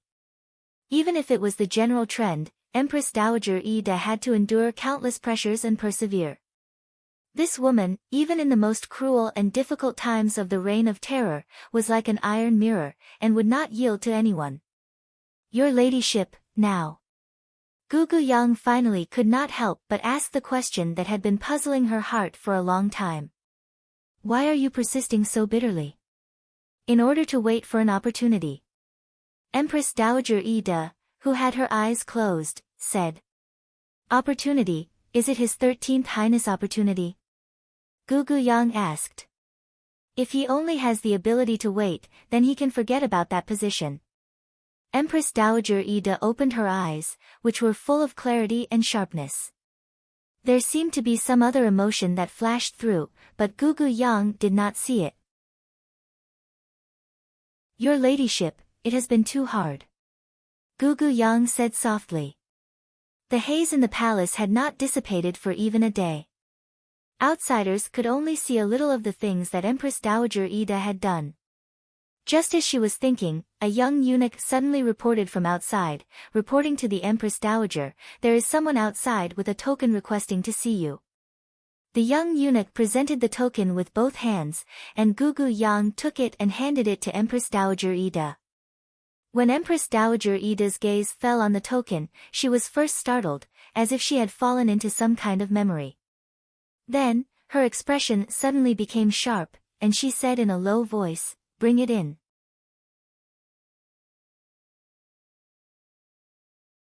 Chapter 249. A figure wearing a red official robe slowly walked in. His clothes were clearly very bright, but in this gloomy hall, it actually gave off a sense of desolation. It was like an old pavilion that had changed. The red vermilion paint was still there, but it gave off a kind of mottled old desolation. The man stopped in front of Empress Dowager Ida, lifted the corner of his robe, and knelt down. In a clear voice, he said, "This subject, Lin Wei, greets your highness the Empress Dowager." Empress Dowager Ida did not speak, but stared at the man kneeling in the hall. Even Aunt Yang could not help but be surprised. Lin Wei, this name was familiar to all the civil and military officials of the Great Jin dynasty, with the exception of the newly promoted officials. The elegant Tanghua rank, eloquent in literary eloquence, when debating with the elders of Hanlin Academy, he did not seem to be at a disadvantage despite his young age, causing the stubborn old men of Hanlin Academy to be so angry that they pulled out a few tufts of their beards. But the thing that people talked about the most was probably the friendship between this person and Crown Prince Hongxi. Crown Prince Hongxi was courteous, but because of his status, he could not be too close to others. He only treated this Tanghua rank, Lin Wei, with sincere admiration. When the late emperor was still alive, Crown Prince Hongxi had also said, "With this person, the Great Jin dynasty will be safe for 20 years. Such a handsome, young, and promising Tanghua rank had resigned after Crown Prince Hongxi's accident.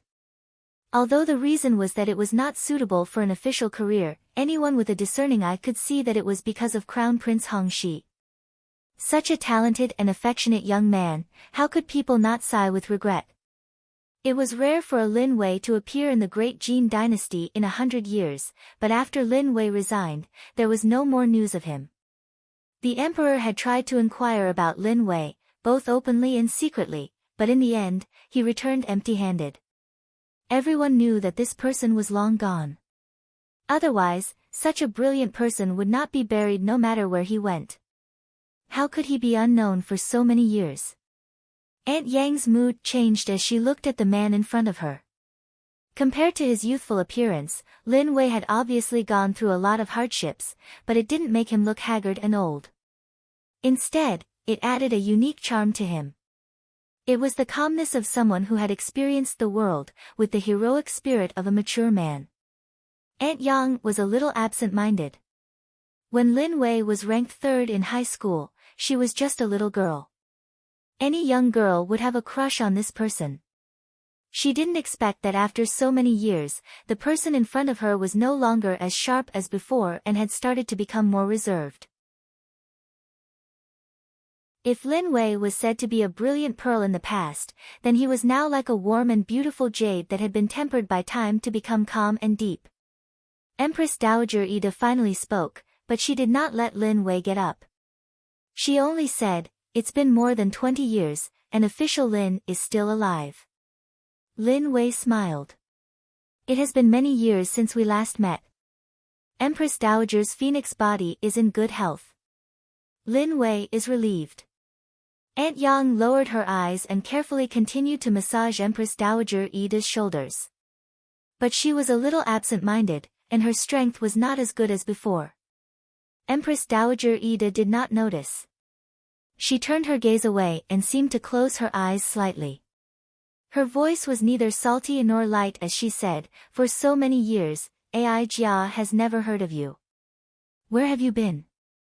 There was not a trace of blame in these words. It was as if they were old friends talking about old times. Lin Wei knelt on the ground and replied, "This subject did not go anywhere. This subject has always been here." Empress Dowager Ida's breathing paused for a moment. Then she said, "You were in the capital?" "Yes," Lin Wei replied. Empress Dowager Ida was silent for a long time. Suddenly, she smiled. "So that's how it is. No wonder the emperor couldn't find you anywhere. You were by his side. You protected him for so many years.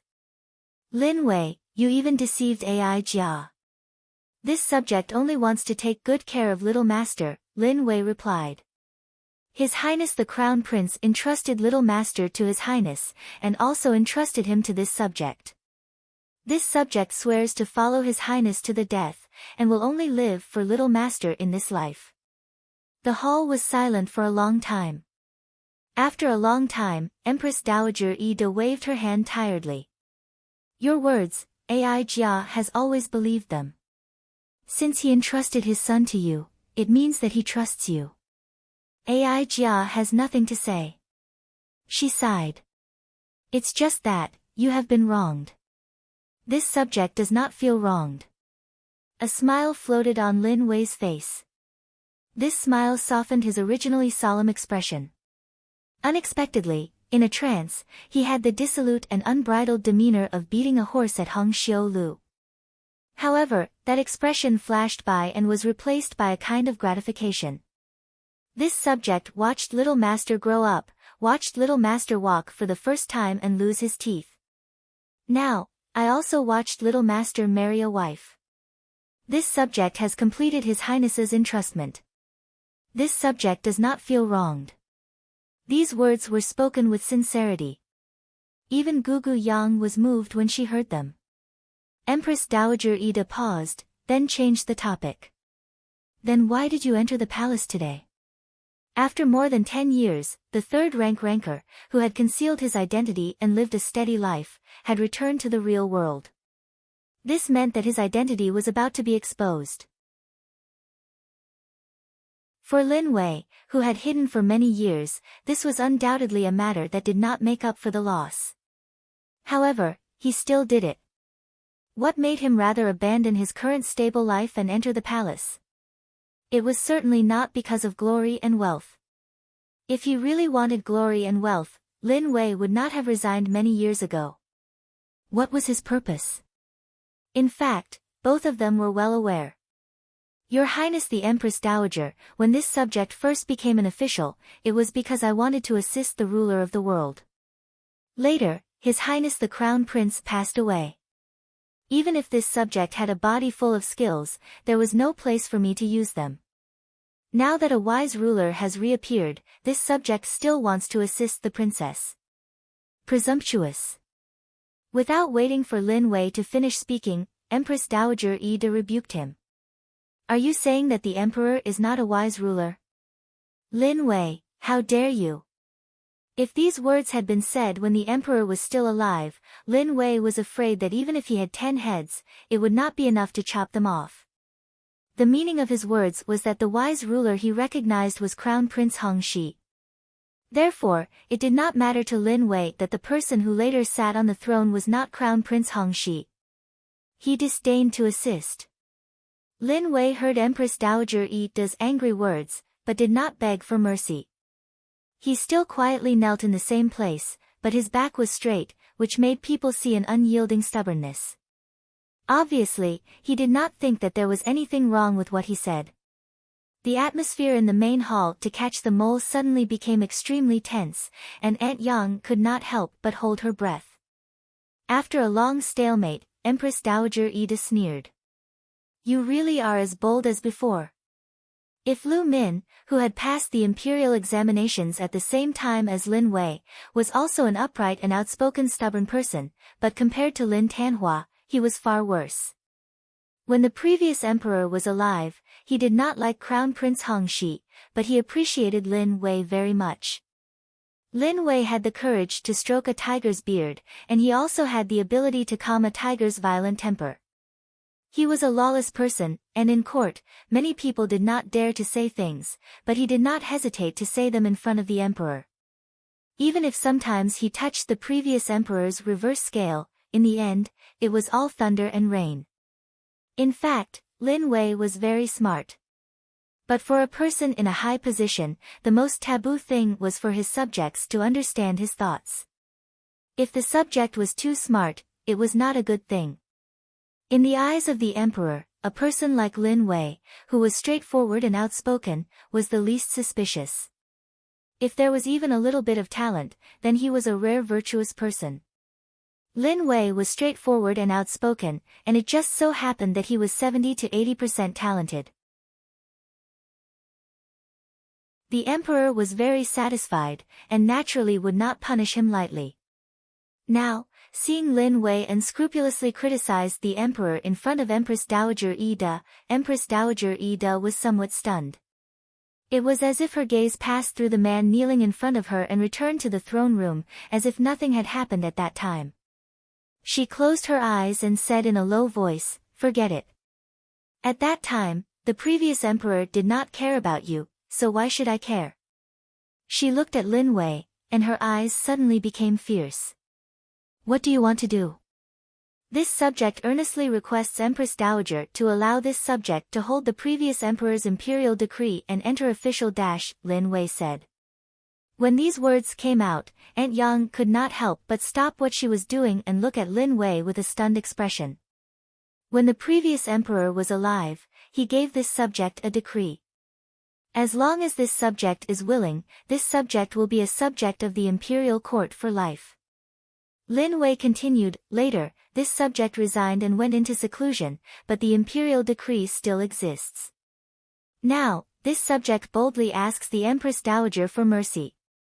This subject requests to enter official dash, you're crazy." Empress Dowager Yi murmured. An official who had left the imperial court for many years suddenly wanted to become an official one day. Anyone who heard of this would find it ridiculous. But Lin Wei still had a serious look on his face. He looked so serious that Gugu Yang and Empress Dowager Yi didn't think that he was joking. Even with the previous emperor's imperial decree, this action is against the official way and will inevitably cause countless rumors. "What nonsense are you making?" Empress Dowager Yi said coldly. She looked at Lin Wei with a somewhat complicated gaze. If Lin Wei said that he had an imperial decree, then he definitely had one. But the previous emperor had passed away for so long, and now every turmoil in the imperial court was closely related to what might happen in the future. Lin Wei choosing this time to enter official, wouldn't he be putting his weakness in front of others? Although Empress Dowager Yi was able to summon the wind and summon the rain when she was young, now she had no choice but to accept her old age. These days, the pressure of supporting Xian Li's people was very strenuous. She did not dare to imagine what kind of turmoil it would cause when news of Lin Wei's true identity spread out. "This subject is not making trouble," Lin Wei said. "A wise ruler has appeared. This subject is only doing his best to assist. I hope the Empress Dowager can fulfill my wish." Empress Dowager Yi stood up from her seat and walked to Lin Wei's side. Looking down at him, she did not get angry and instead smiled, "A wise ruler.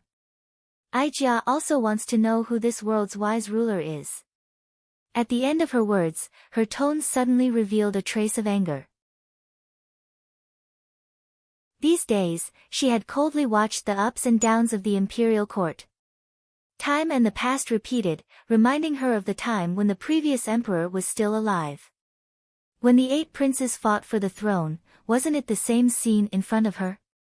And now, Lin Wei, this old subject of the past, still dared to unscrupulously say, "Assist a wise ruler." A wise ruler. How could there be a wise ruler in this world? The winner was a wise ruler, and the loser could only let the history books ruin their lives. No one could do anything about it. The Empress Dowager is farsighted and naturally knows who is a wise ruler. Lin Wei suddenly bowed his head to Empress Dowager Ida and kowtowed. This subject swears to be loyal to Little Master. This subject will risk his life to complete Little Master's orders.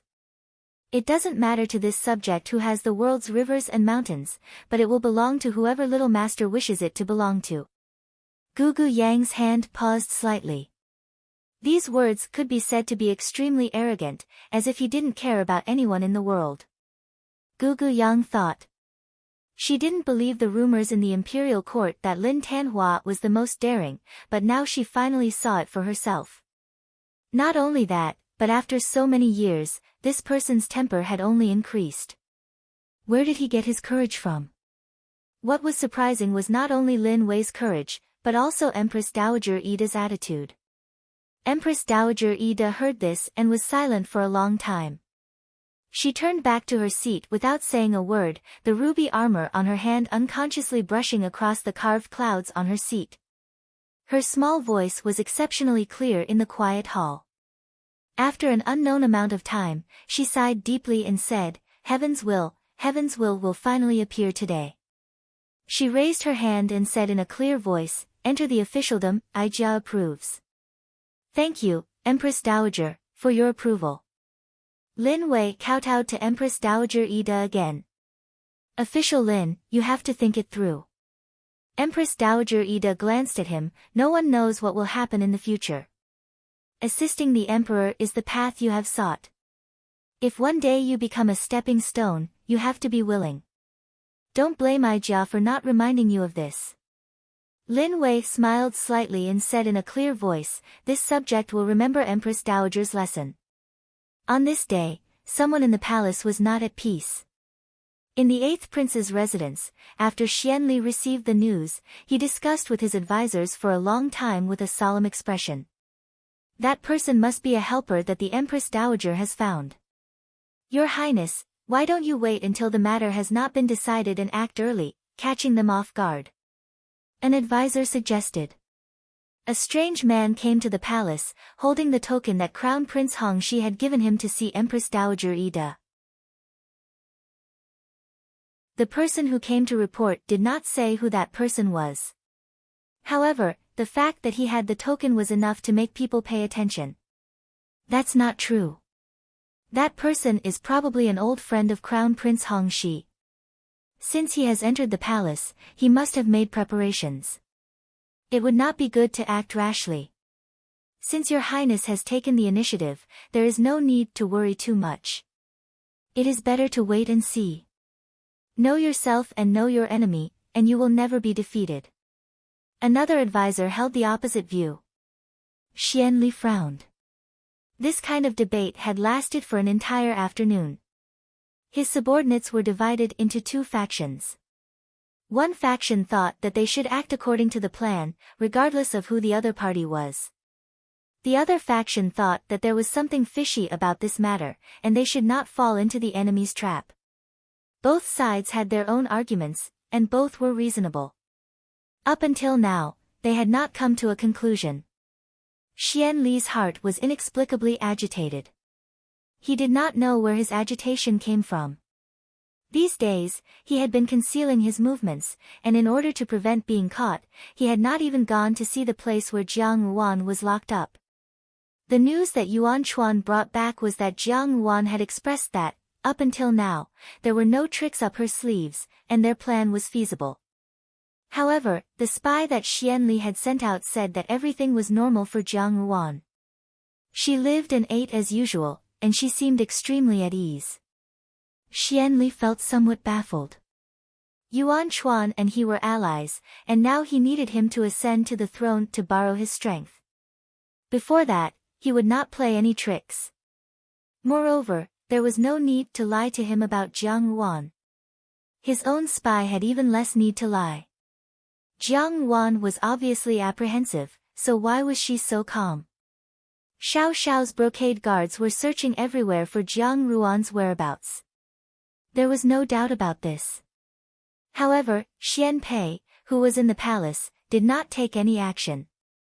Xian Li did not think that Xian Pei was a person who would sit and wait for death. He should be thinking of some way to change the current situation. However, he did not. Xian Pei was unusually quiet. During the period of house arrest, he was also very calm. As for the family that had been locked up in the imperial prison, the Zhao family and Jiang Xing did not cry out their grievances. The Ministry of Justice interrogated them daily, but these people also clenched their teeth and refused to give in. With Xiao Xiao's warning, those people did not dare to use private torture on the Zhao family and Jiang Xing. They did not threaten them verbally, but it was all useless. Even Mu Shiro, who had already been sentenced to death, was calm when she learned that she was going to be executed in 10 days. It was as if she had already expected this outcome. Most of the pawns that were sent out, especially the most important pawns, were death warriors who knew their own endings. This was something that could not be blamed, but Xian Li had seen it before. Mu Shiro's calmness was not the calmness of someone who had already expected her end. Instead, it was a kind of faint joy that seemed to contain a sense of relief. Joy? Xian Li only felt a headache. These people were too calm, so calm that he could not help but doubt his originally foolproof plan. Now that there was a stranger with a token in his hand, he felt even more hesitant. He had always been a person who paid particular attention to being foolproof, and this time it was even more so. So he finally turned around and interrupted the argument of his guests. After saying that he would wait and see, he flicked his sleeves and left. However, this change was much earlier than everyone had expected. Because on the second day, Empress Dowager Ida ordered someone to announce a piece of news. The great scholar Lin Wei, who had previously resigned from his post and retired to live in seclusion, was returning to his official post 20 years later with the late emperor's decree. When this news came out, the entire court was in an uproar. Lin Wei's reputation was well known among the older generation of civil and military officials. Even the fathers and uncles of many of the younger officials in the court knew of him. Such a person who had such great influence on the great Jin dynasty had suddenly returned in such a high-profile manner in the current unpredictable situation. Although this was in line with Lin Wei's usual unruly style, it was still too shocking. Immediately, two waves were set off in the court. One group strongly opposed Lin Wei's entry into the official post, even with the late emperor's decree. They even brought up the matter of him resigning from his post and retiring to live in seclusion. They said that since he was wholeheartedly serving the country, why had he left freely, and now that he had returned, they feared that he had ulterior motives. The other group strongly supported Lin Wei, saying that Lin Wei was talented and bold. If he stayed in the court, he could help the great Jin dynasty prosper and benefit the people of the Jin dynasty. Among the current civil officials, who could compare to Lin Wei's talent and learning? Such a talented person naturally had to be put to good use. Those who opposed Lin Wei were naturally on Xian Li's side. When these people saw that the first person Lin Wei met was Empress Dowager Ida, they were certain that there must be a conspiracy. As for those who supported Lin Wei, they were not those who supported the 13th prince, but most of them were old officials in the court who had friendly relations with Lin Wei. Lin Wei's influence among the civil officials had not diminished even after several decades. If Lu Min was the role model for scholars, then Lin Wei was the model for civil officials. He had taken the path of a scholar to the extreme. He could angrily scold the emperor, get drunk and enjoy the spring breeze, be on good terms with the crown prince, and finally withdraw and leave a good name. This was simply the dream of all civil officials. In reality, Lin Wei did not care what people outside said about him. Empress Dowager Ida's decree had already been issued, and Lin Wei still had the late emperor's decree in his hands. How could there be anyone who could control him now? Moreover, those who supported his return were old officials in the court with high prestige. Thus, no one could do anything about it.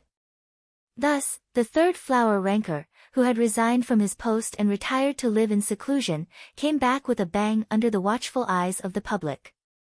Since he had returned, everyone could not help but start guessing the reason for Lin Wei's return. And Lin Wei did not disappoint them. He brought out his previously lawless temperament. On the second day of his official post, he publicly submitted a memorial to the court, stating that he wanted to appoint the crown prince as soon as possible. He also made it clear that he supported the 13th prince, Xian Pei. Things seemed to have turned into a farce. No one had thought that Lin Wei would do such a thing. Immediately, those who supported Xian Li quarreled with Lin Wei in the court. But what kind of person was Lin Wei? He had once argued with a group of scholars. Even after more than 20 years, his skills had not decreased in the slightest. He was no longer as sharp as before, and his words were incomparably cynical. At first, one would not feel it, but if one listened carefully, they would feel that he was extremely shrewd and ruthless.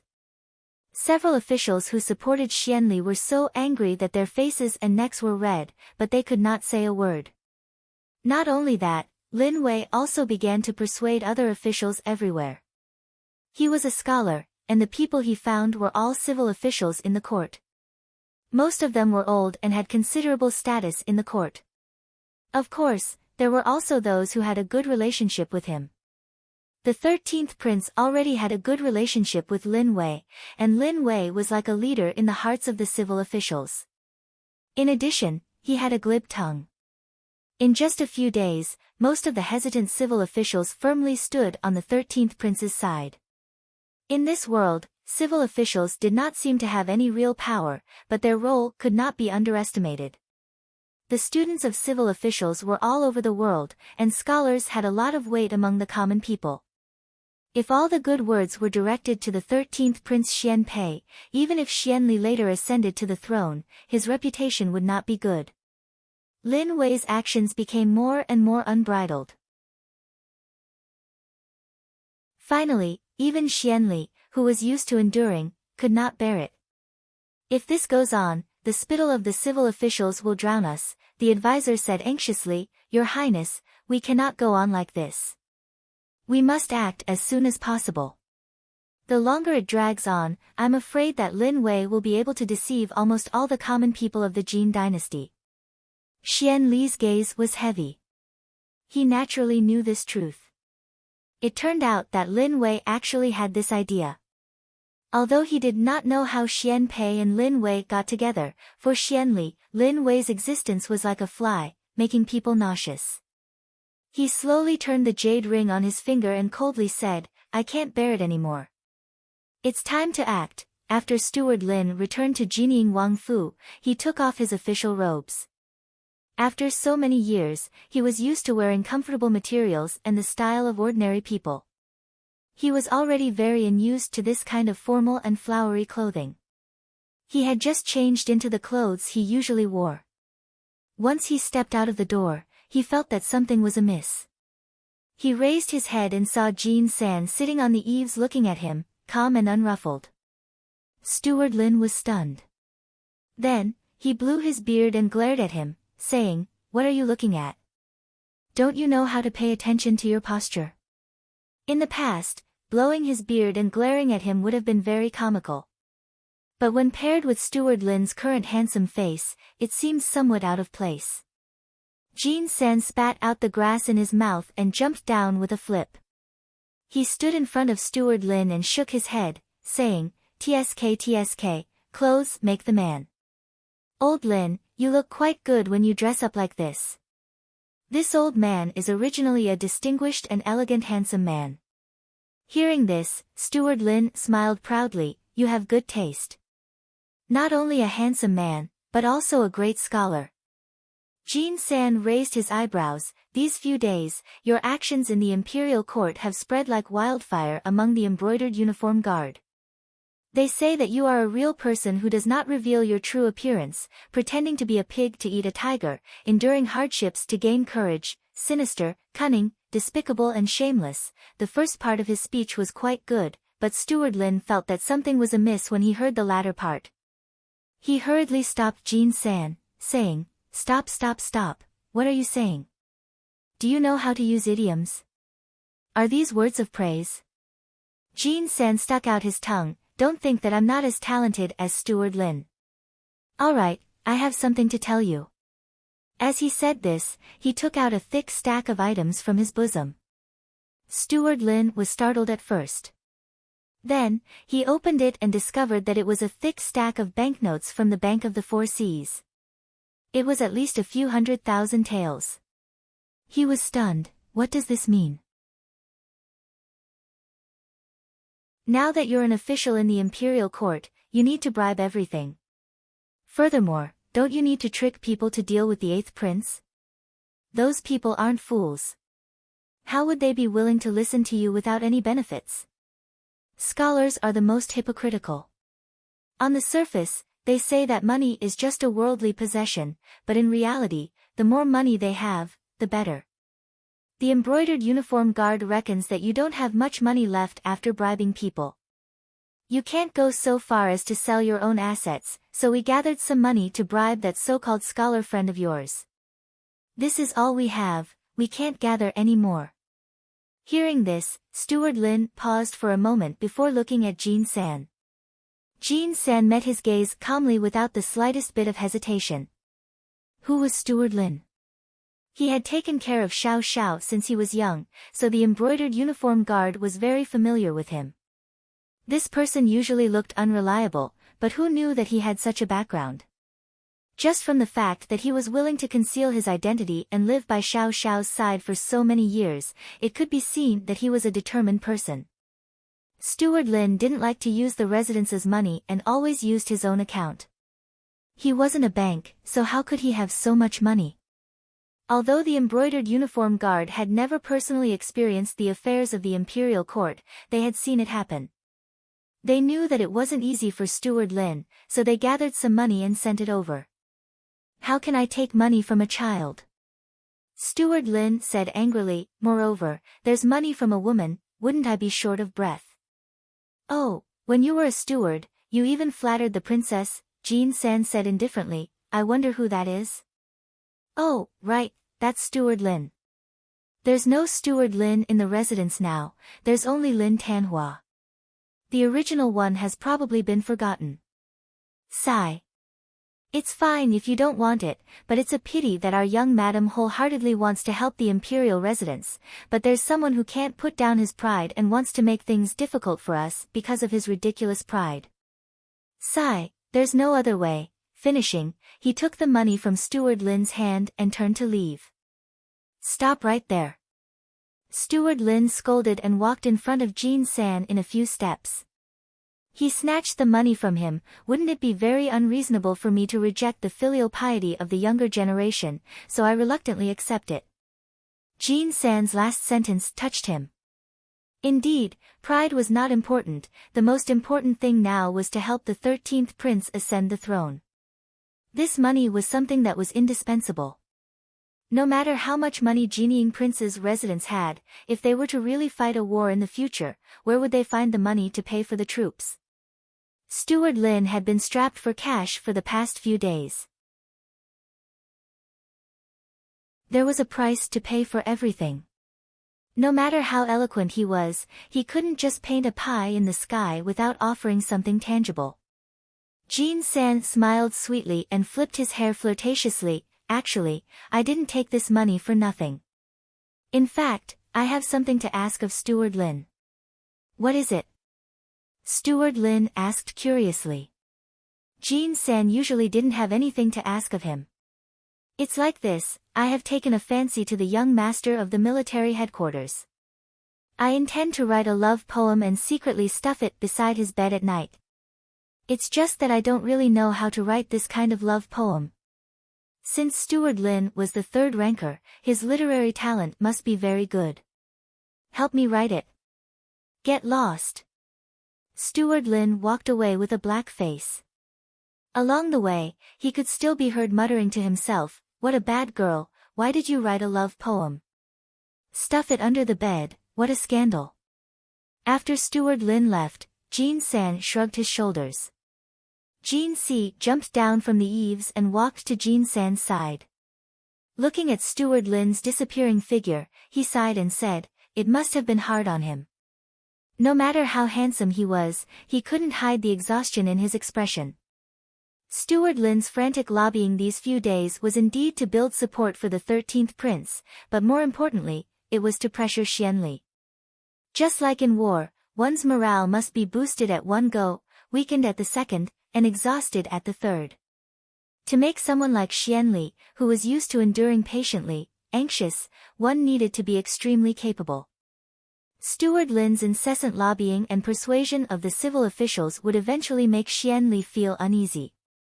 Under such uneasiness, Xianli could only carry out his plan ahead of schedule. In this way, Steward Lin's wish could be considered to have been fulfilled. "I hope his hard work didn't go to waste," Jean Si said. "I hope so," Jean San retracted the playful expression on his face. "I only hope that young madam's sacrifice and plan will not be in vain."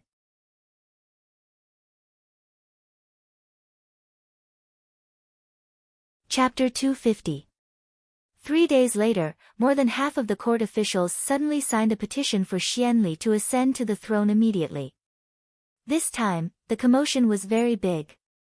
Xianli had decided to make a move. From the top to the bottom of the court, those courtiers who had always been secretly working for Xianli stood up. Everyone was shocked to realize that the 8th prince's influence was actually so vast, it really made people shudder. Among them, there was no lack of elders, civil and military officials, and people with great power. In comparison, those who supported Xian Pei seemed too weak. It was no wonder that Xian Pei did not have many supporters. In fact, Xianli had been planning for this for many years. Many years ago, he began to secretly bribe the court officials just for the arrival of this day. When Xian Pei was still a useless prince, Xianli's reputation among the common people was extremely outstanding. A skinny camel was still bigger than a horse, not to mention that he was used to hiding his strength. Under such strong pressure, even Empress Dowager Ida could not withstand it. Those people's memorials clearly stated that since ancient times, unless the emperor personally appointed them, they would only appoint the elders and not the juniors. During the reign of the emperor, Xianli was also very important. Now that Xian Pei was still young, no matter what, he was not the right person to take on such a big responsibility. Moreover, Xian Pei was now carrying the suspicion of patricide. In the throne room, the officials discussed incessantly, but if one looked closely, they could see that most of the people talking were Xianli's people. Even if Xian Pei's people wanted to argue a little, they really could not compete with Xianli's numbers. Xianli stood quietly in the same place, his face still smiling as before, making people feel as warm as a spring breeze. It was as if he had turned a deaf ear to these arguments. There was a faint self-confidence in this, as if in the next moment, he would sit on the throne. In fact, it should be so. Xian Pei was still under house arrest, so naturally, he could not be released. When official Gu, who was in the military headquarters, saw this scene, his brows were almost twisted into a frown. Because of Jiang Yuan, Gu Yi wholeheartedly supported the 13th Prince Xian Pei. His reasoning was also very simple. He said to official Gu, "Young lady Jiang is so intelligent. Look at her. From the beginning until now, when has she ever suffered a loss at the hands of others? You can't be wrong to trust her." He was so angry that Gu Darren only gave him a good beating, but then he turned around and expressed his loyalty to Xian Pei. It was not that he believed Gu Yi's words, but since Jiang Yuan stood on Xian Pei's side, Jinying Wang Fu would naturally also stand on Xian Pei's side. Gu Darren had never dared to underestimate the power of Jinying Wang Fu. This couple were not easy to deal with, so Gu Darren was more optimistic about them. Jiang Ruan's life and death were unknown, Xiao Xiao wholeheartedly wanted to find his wife, and Xian Pei was under house arrest. Coincidentally, at this time, Xianli was about to be pushed to the top. The situation was really not good. Lord Gu couldn't help but worry. Could it be that he had taken the wrong step again? Empress Dowager Ida sat on a high seat, her long armor unconsciously brushing past her temples. Under such a general trend, who could reverse it? No matter what, they could not provoke the anger of the masses. The power of the court officials could never be underestimated. Her gaze swept past Lin Wei, who was standing in the middle of the hall. Since this person had made up his mind to plan for a future here, why was he still indifferent at this time? Lin Wei had a smile on his lips, as if the things around him had nothing to do with him. He actually had a somewhat indifferent appearance, but in the eyes of Xian Li's people, they only felt that he was deliberately mystifying things and was merely putting on an act. At this moment, a clear voice could be heard from outside the hall, "Wait." Everyone turned around and saw a young man dressed in a long, black official's robe slowly walking over. His gaze was firm and determined, and with a somewhat different expression than usual, he slowly walked into the hall. This person was none other than the current imperial tutor, the Zhuangyuan, Lu Min. This Lu Min's position in the imperial court was very strange. If one were to say that he had a high position and power, he was only the imperial tutor of the crown prince and had no real power. But if one were to say that he had no real power, he was highly respected and had the emperor's trust. In front of the emperor, he was an out-and-out popular person. If one offended him, there would be no benefits to be gained.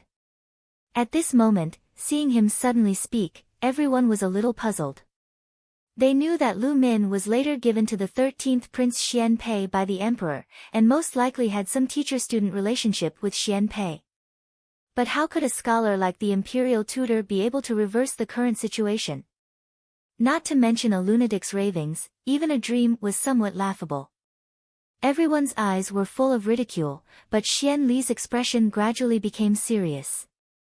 Lu Min's clothes today were also different. He had always liked to wear light-colored clothes, which gave him a kind of scholarly air. Today, he was dressed in a deep black color, and it was unknown whether it was because of his clothes, but it reflected a bit of biting coldness on his entire person. It was as if the scholar's hand was finally not holding a scroll, but a sharp blade, and he was facing the Azura battlefield. There was already a faint killing intent in his eyes.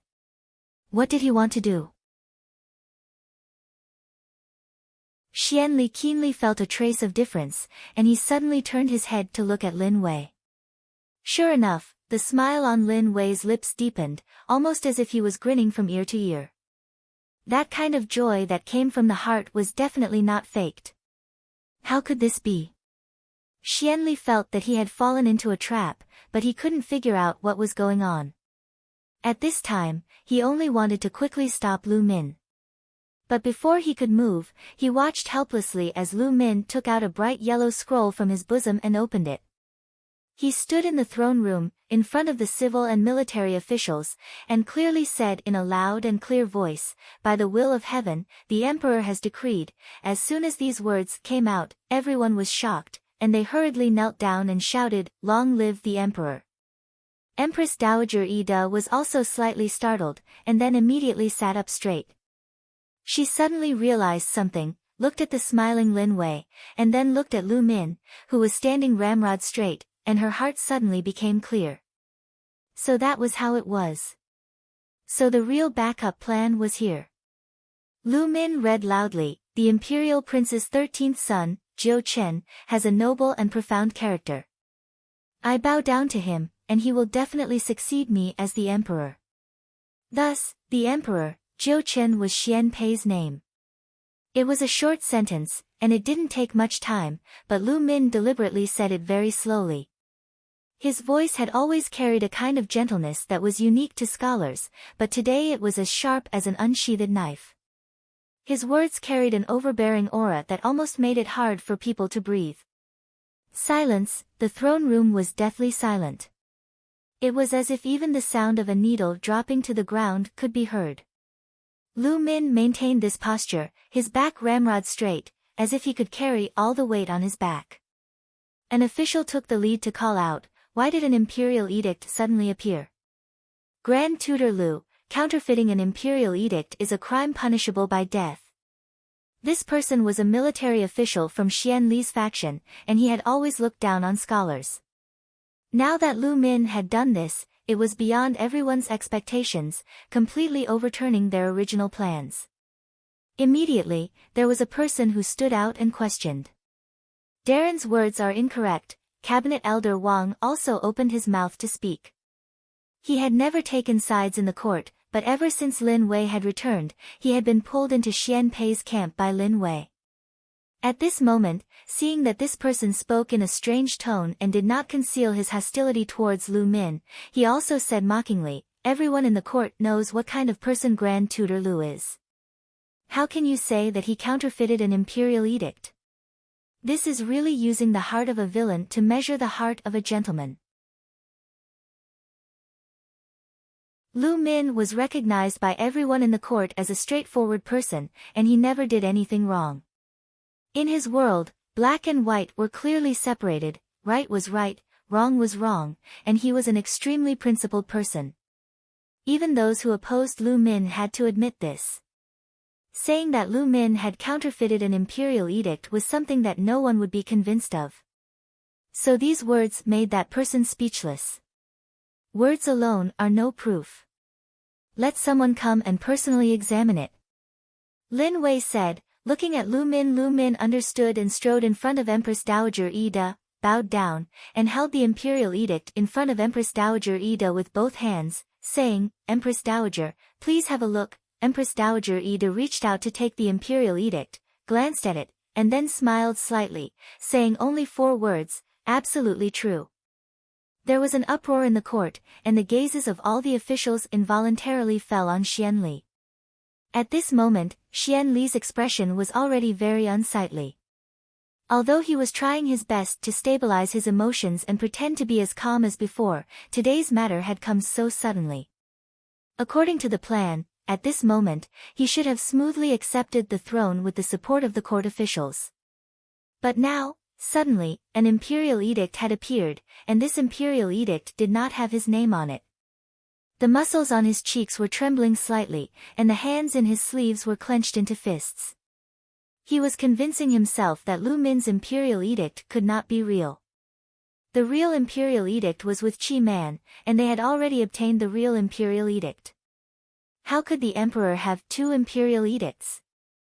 This was impossible. Even after hearing Empress Dowager Ida's words, Xian Li did not dare to believe it. He only thought that Empress Dowager Ida had already stood on Xian Pei's side. Since Lin Wei had gone to see Empress Dowager Ida that day, perhaps it was to plan for this matter. Empress Dowager Ida was now just helping to lie. Thinking of this, Xian Li gave a look to a person at the side. That official stepped forward and said, "Your Highness the Empress Dowager, the late Emperor's imperial edict is a matter of great importance. Would you allow us officials to take a look?" This was actually illogical, but the current crown prince that the emperor had set up was someone with the reputation of possibly killing his own father. It was too far from the emperor in the hearts of the court officials, but it was still excusable. As for Empress Dowager Ida, she actually readily agreed and casually ordered people to pass the imperial edict around. What did she not dare to do? These people hoped that this imperial edict was fake. Unfortunately, this imperial edict was absolutely true. The one who had slapped her face wasn't her, so what could she do to prevent these people from completely giving up? It was just that. Empress Dowager Ida's gaze fell on Lin Wei. Lin Wei probably already knew about today's matter. This person really still had the same temperament as before. Once he came to court, he would only be satisfied when he caused chaos in the court. For example, at this moment, the imperial edict that had suddenly been taken out in the throne room weighed more than 1,000 caddies. The imperial edict was being passed around in the hands of the court officials. These were all old officials with official positions and ranks. Among them, there was no lack of people who held great power and had previously been on good terms with the emperor and his officials. Naturally, they could tell whether the imperial edict was real or not. From the handwriting to the imperial seal, there was indeed not a single place that was fake. Even if Xian Li's people wanted to find a bone in an egg and find a trace of evidence that this imperial edict was fake, they all failed in the end. In the end, the imperial edict returned to Lu Min's hands. Lu Min took the imperial edict and said loudly, when His Majesty was seriously ill, he secretly wrote this imperial edict and handed it to this official. That day, Eunuch Li was also present, but now that Eunuch Li has passed away, there is no one to testify. However, an imperial edict cannot be faked. This official was acting according to the imperial edict. Now that His Majesty has passed away, the country cannot go a day without a ruler. Since His Majesty has already decided on a candidate, he must be respected. He walked back to Empress Dowager Ida and presented the imperial edict with both hands. He said respectfully, "Empress Dowager, please preside over the coronation ceremony and choose a day for the new emperor to ascend the throne." Lu Min had the emperor's trust, so it was not impossible for him to pass the imperial edict to him. His words were indeed irrefutable. The people of Xian Pei's faction, who were originally at a disadvantage, saw that the situation had suddenly changed. Moreover, this time with the imperial edict, the situation was truly irreversible. Naturally, they also fiercely exhaled and immediately knelt down with Lu Min. They shouted in unison, "Empress Dowager, please preside over the coronation ceremony and choose a day for the new emperor to ascend the throne." Lin Wei was also mixed in with these people. He had a smile on his lips, and his handsome face was filled with uncontrollable joy. He even looked somewhat provocatively at the people of Xian Li's faction. At this moment, those people were all dejected. Just now, those words that affirmed that Xian Li was fully deserving of being the son of heaven were like slaps to their faces. Now, no matter what they said, it was all wrong. Xian Li's face no longer had a smile on it. His expression was very stiff, but if one looked carefully, it was not difficult to see how frightening it was. They had failed on the verge of success. From beginning to end, they had become a joke. In terms of purpose and self-esteem, it was an irreparable blow. Empress Dowager Ida also smiled. She slightly raised her chin and said with a solemn tone, "Allow." The dust had settled. No one had thought that Lu Min would suddenly stand up at this time and take out an imperial edict. The great power of this imperial edict was obvious to everyone. From the moment the imperial edict appeared, no matter what happened to Xian Li in the future, even if he drew his sword against him, he would stand in a completely unreasonable position. Losing the support of the people, taking a step back, even if Xian Li ascended the throne in the end, he would not have a legitimate reason to do so. He would only have the reputation of usurping the throne. For an emperor, it was difficult to stop the mouths of the masses. The common people of the world could not be completely killed. He had already fallen into an irreversible situation. He forcibly suppressed his rage. After Empress Dowager Ida said a few more words, she announced the end of the court session. She let it go easily. Since the future crown prince of the Great Jin dynasty had been decided, there was no need for her to stay here and not let go of the affairs of the court. As soon as Empress Dowager Ida left, the throne room became lively. The people of Xian Pei's faction had suffered a loss at the hands of Xian Li's faction. Now that they had finally regained their face, it would be strange if they did not ruthlessly ridicule them. Immediately, they began to mock and ridicule them. Xian Li did not pay attention to the war of words here. He turned and walked out of the throne room. He did not bring anyone with him. His steps were hurried, and the expression on his face was truly distorted to a frightening extent. Eighth brother. As he reached the corner of the long corridor, he heard a familiar voice. Xian Pei walked over from the other side. He had been under house arrest for so long. At this moment, he suddenly appeared. Someone must have brought the news to him at the first instance. With the imperial edict, his crimes were almost immediately cleared. Those accusations of patricide were all dirty water. After disappearing for so long, this youngster appeared again. He was dressed in brocade, his features exquisite, and his face was smiling. However, that noble childlike temperament had instantly faded a lot. That kind of sharpness that was hidden under the surface was like a beast that was still in deep sleep. Originally, he had thought that it was just a wolf that had not yet grown up. Now, it seemed that it was not a wolf, but a young lion cub that had always been in hiding and had already begun to have the instinct to plunder lives. This young lion cub was gradually growing up, already faintly revealing the aura of an emperor. Xianli was shocked by his own thoughts. He actually felt that the youngster in front of him had the aura of an emperor. Xian Pei was just a child that was still wet behind the ears. The aura of an emperor? That was simply unimaginable. Eighth brother doesn't look too good.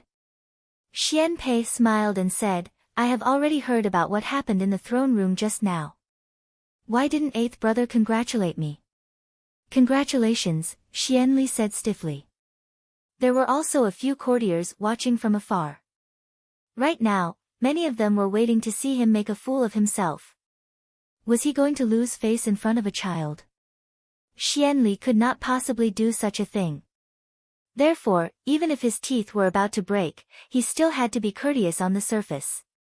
However, Xian Pei did not seem to have caused enough trouble for Xianli. He smiled and said, I have already told eighth brother that my luck has always been very good. Perhaps my luck has turned for the better. Eighth brother, just a few days ago, I had to bear the infamy that cannot be washed away. Now that the truth has been revealed, isn't it a happy ending? Eighth brother, don't you think my luck is very good? Good. Xianli only said one word. The youth in front of him looked at him with a smile. Those eyes were moving and resplendent. Xian Pei had a good appearance, but he had never seen such a stubborn youth. Even when he was his age, he was used to enduring silently. However, Xian Pei was like a venomous snake, quietly lurking. He could not even be considered to be enduring silently. He did not feel that it was enduring at all. Instead, he enjoyed the process very much. Xianli stared at Xian Pei's eyes and suddenly felt that at this moment, Xian Pei was extremely similar to Jiang Yuan. That woman was also the same. She was all smiles and led people to the edge of the trap. Then, she would unhurriedly give them a push. The funny thing was that the prey thought that he had succeeded. And after the matter was over, he would mock them without batting an eyelid. His skill in rubbing salt on people's wounds was also very good. Eighth brother seems to have important matters to attend to. I shall not disturb you any further. Xianli smiled again and turned to walk forward slowly. Goodbye. The last two words were said in an incomparably frivolous manner. It seemed to be faintly hinting at another sentence. I have already won this game. There is no use for you to stay. Get lost. Xianli stood where he was and did his best to calm his fluctuating emotions. If he could, he wished that he could dismember Xian Pei's body into 10,000 pieces. This kind of humiliation from having his face trampled on was enough to make him go crazy. But in this madness, Xianli still maintained his extreme rationality. This matter was really somewhat strange. How could Lu Min have two imperial edicts? He had also seen the imperial edict in today's court. It was indeed true. Then, what was the imperial edict that Qi Man had taken away? What was going on? He must immediately find Qi Man and ask her clearly. At night, in the frozen Jianan mountain, thousands of miles away, in the warm spring flowers blooming in the Luyang mountain manor, an old man with white hair and beard sat on top of the mountain peak. He looked at the divination in front of him and sighed deeply. He raised his head and looked at the vast and boundless starry sky. The stars twinkled. His gaze only stopped at one spot. Finally, he closed his eyes and shook his head. His voice was hoarse and ancient. The new lord has appeared. On this day, Dong Yinger in the palace also received the news. She stood up in disbelief. Looking at the slightly panicked maid in front of her, she screamed, What? The imperial edict designates the 13th prince as the emperor. Your Highness, please calm down. The maid hurriedly knelt down. Now that the entire court knows about this, Your Highness, Dong Ying'er sat down on the carved chair. Her entire body seemed to have been sucked out of her in an instant. What was going on? Why did an imperial edict suddenly appear? How could it be? Designating the 13th prince as the emperor? Dong Ying'er herself didn't know why the emperor made this choice. Even though she served the emperor for a long time and seemed to have gained the emperor's trust. But that man, she had never been able to figure out what he was thinking. She had tried to beat around the bush, hoping to get some information out of him. But the emperor was more vigilant than anyone else. She almost exposed her identity. Later on, she didn't dare to do it again. But at that time, the emperor had never shown any favor to either of the two princes. It was as if he already had someone else in mind. Moreover, he didn't seem to have talked to Lu Min alone. So where did this damned imperial edict come from? So many court officials had seen it, so it couldn't be fake. Dong Ying'er was very clear what this meant. When the emperor wanted to enter the imperial mausoleum, she didn't want to be buried with him. Thus, she risked her life to ask for Xian Li's freedom. If Xian Li succeeded, the Dong family would rise to the top, and she would also be free. But now, Xian Pei had become the rightful heir to the throne. Xian Li might be able to rebel, but before that, executing her in the name of the emperor was a small matter. She had slandered Zhao Jin and used Jiang Xinji to implicate Xian Pei. How could Xian Pei let her go? Thinking of this, Dong Ying'er felt a chill run down her spine. How could she fail at the last moment? Could it be that this was her fate? She had staked everything on the line. She didn't want her friends, she didn't want her face, and she didn't want her conscience. In the end, she still got nothing. Even this fleeting wealth couldn't last long. Their Dong family stood on Xian Li's side. What would they do in the future? Dong Ying'er suddenly felt her head hurt. She suddenly felt faint and almost fainted. She almost fell. The palace maid beside her jumped in fright. She quickly supported her and said, "Your Highness, what's wrong? This servant will go find the imperial physician right now." The people of the Zhao family were also released. It seemed like a play. The rapid changes in the palace were something none of them had expected. What was even more unexpected was that something had happened to Dong Ying'er. Someone had found the true poison of the southern border in her chambers. That kind of poison was different from the poison that had killed the emperor. It was more like a drug addiction. The more one used it, the more addicted it would become. Then, the foundation of the body would slowly be hollowed out.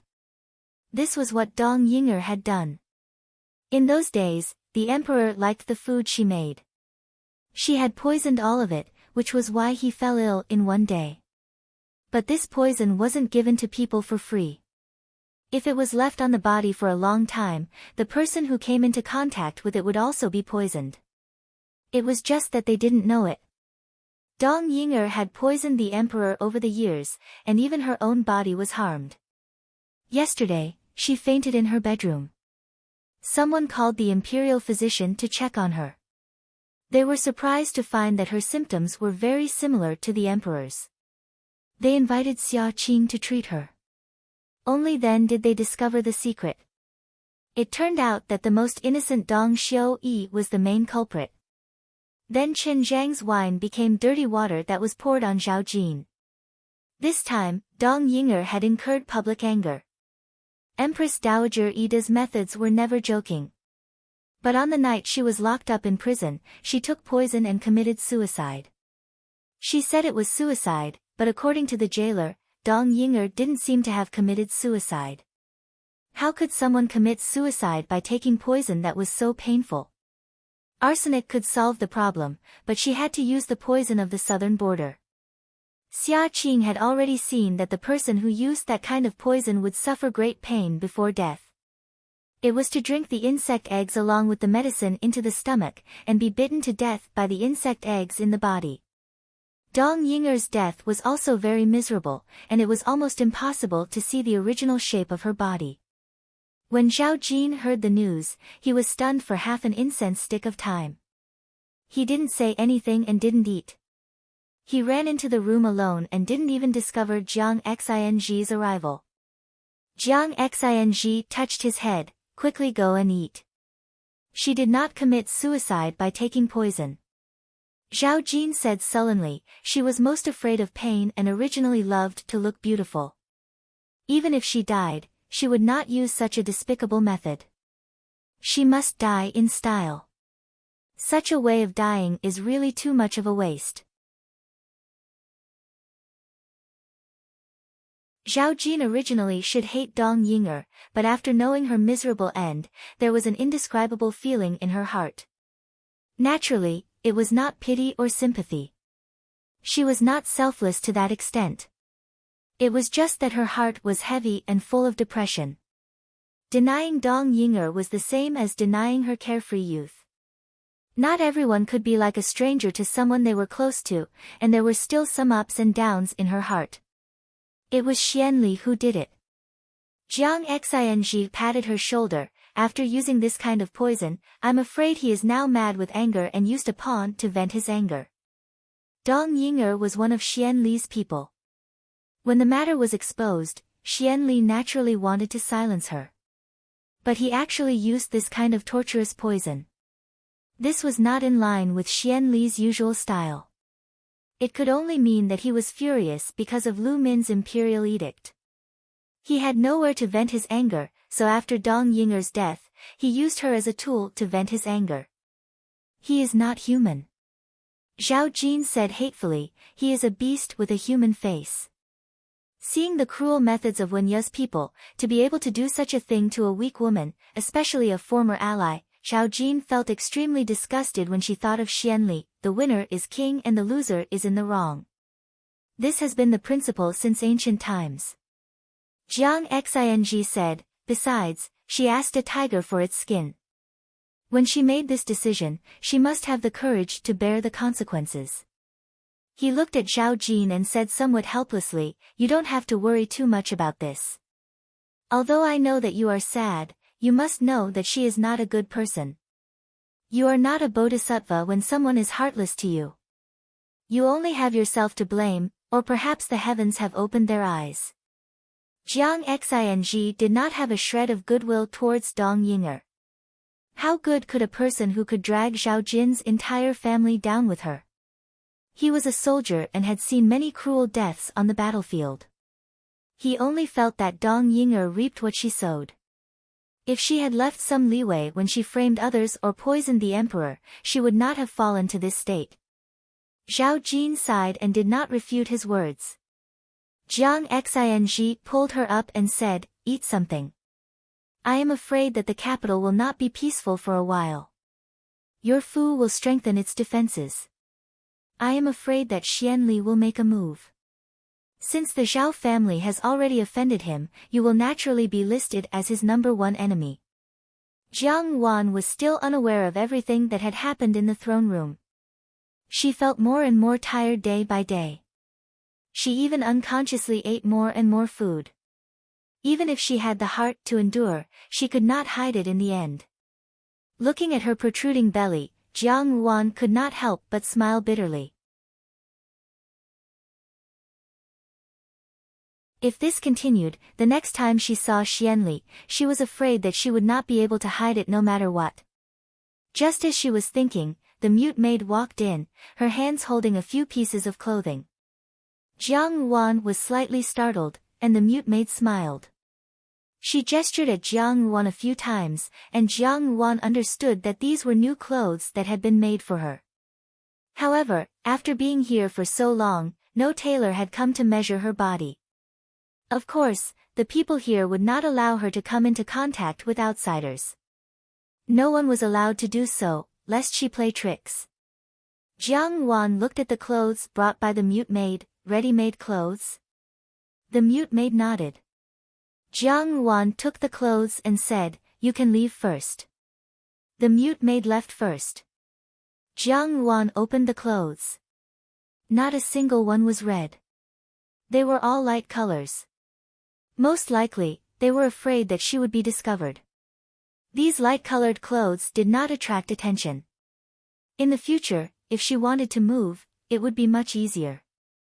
Jiang Wan shook open a piece of clothing and casually draped it over her body. She found that it was a little too big. Immediately, she understood. How could the clothes sold in ready-made clothes fit so well? It was just that this was a little too big. However, after a while, a smile appeared on Jiang Ruan's face. She caressed the clothes.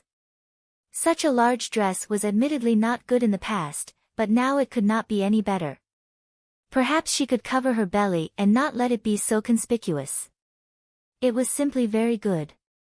If the next time Xian Li came personally, she could probably think of a way to cover it up. She glanced at the scratches on the headboard of the bed that recorded the date.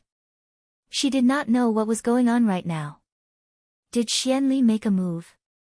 If he did, and the imperial edict came out, Xian Li would come looking for her very quickly. At that time, she could think of a way to leave. But why had Xiao Xiao's people not come looking for her yet? Jiang Wan was somewhat puzzled.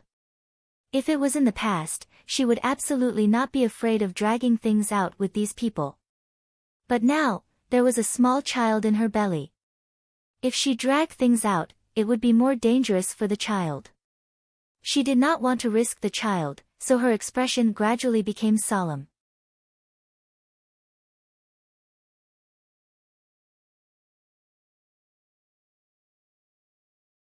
Chapter 251.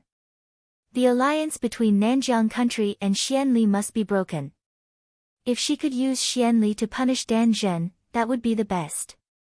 But Jiang Wan covered her belly, and big drops of sweat rolled down from her forehead. There was also a trace of fear in her heart. In her previous life, she was Pei Er's mother, but Pei Er was not her biological child. This was the first time she was pregnant, and the first time she had her own child. When she was in the palace, she had seen countless concubines who were pregnant with children, and finally had miscarriages in various ways. Of course, this was due to someone with ulterior motives, but it also showed that children were very fragile. The emperor originally wanted to appoint Xiao Xiao, but she didn't know why it became Xian Pei in the end. Qi Man did not intend to tell Xian Li about Xiao Xiao's identity, but when Xian Li questioned her at this moment, she just smiled and said, "If your highness finds me to blame, you are looking for the wrong person. We can only find an imperial edict, and the imperial edict in the palace was not made by us. I don't have to lie to you, because His Majesty did not make a decision before that. His Majesty is such a shrewd person, so he made 2 imperial edicts and intended to hand over these 2 imperial edicts to a loyal confidant. The situation in the court can change dramatically overnight. If anything happens, as long as one of them is destroyed, the other one will be taken out and announced to the world immediately. Eighth Highness, His Majesty is your father, and the relationship between you and your father is very deep. Don't you know His Majesty's temperament?" Her words were light, but they smashed into Xian Li's heart like heavy iron. How could it be him? How could it be him? If it was him, didn't he leave his own imperial edict these days and give Xian Pei the opportunity to seize the first opportunity? Jiang Wan deliberately did this. But he obviously did not come for this today. Xian Li looked at Jiang Wan and asked with a sneer, "That imperial edict, you deliberately lured me, right?" In Nanjiang country, there was a princess of the previous dynasty and a holy maiden of the current dynasty. The relationship between them was subtle. Moreover, with Dan Zhen's temperament, he may not recognize this princess who caused the demise of Nanjiang country. Moreover, Qi Man and Dan Zhen had different personalities. Qi Man was the best at hiding and enduring silently. Thus, perhaps even the burning of the imperial edict had been deliberately allowed by Qi Man. This joy was so dazzling in Xian Li's eyes, as if it was mocking him for being ridiculous. Step by step, he walked towards Jiang Wan. His movements were full of pressure, like a ferocious beast facing its prey. He walked to the front of Jiang Ruan's table, placed both hands on the table, and looked down at Jiang Ruan from top to bottom. Suddenly, he sneered and said, "Wang Fei seems to be living well. These days, you seem to have mellowed out a little." At this moment, the mute servant hurriedly walked in. As soon as she entered the room, she turned around and closed the door. In her hand was a food basket that was usually used to deliver meals. Then, he lifted the lid of the basket and took out a bowl from inside. The mute servant said, "My father worked for Xianli." When the matter was exposed, Xianli, in order to protect himself and prevent others from finding out that it was related to him, ordered people to slaughter my entire family of 93 people. I was outside at that time and had a lucky escape. The debt of 93 lives, I will get it back from him one day. For so many years, I have spent all my family's wealth in search of an opportunity.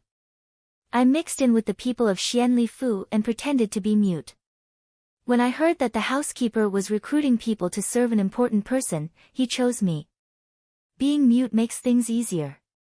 From the beginning, I had this idea. Pretending to be mute, I might be able to find an opportunity to come into contact with Xian Li's secrets. The heavens have eyes and have finally given me this opportunity. Now, Jiang Wan could see that the medicine was indeed an abortion-stabilizing medicine. The mute servant should have long known that she was pregnant. Speaking of which, it made sense.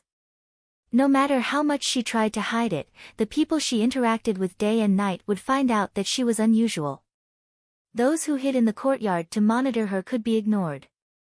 In the same room, it was somewhat difficult to hide it flawlessly. However, the mute servant actually said that she was not sent by Xiao Xiao.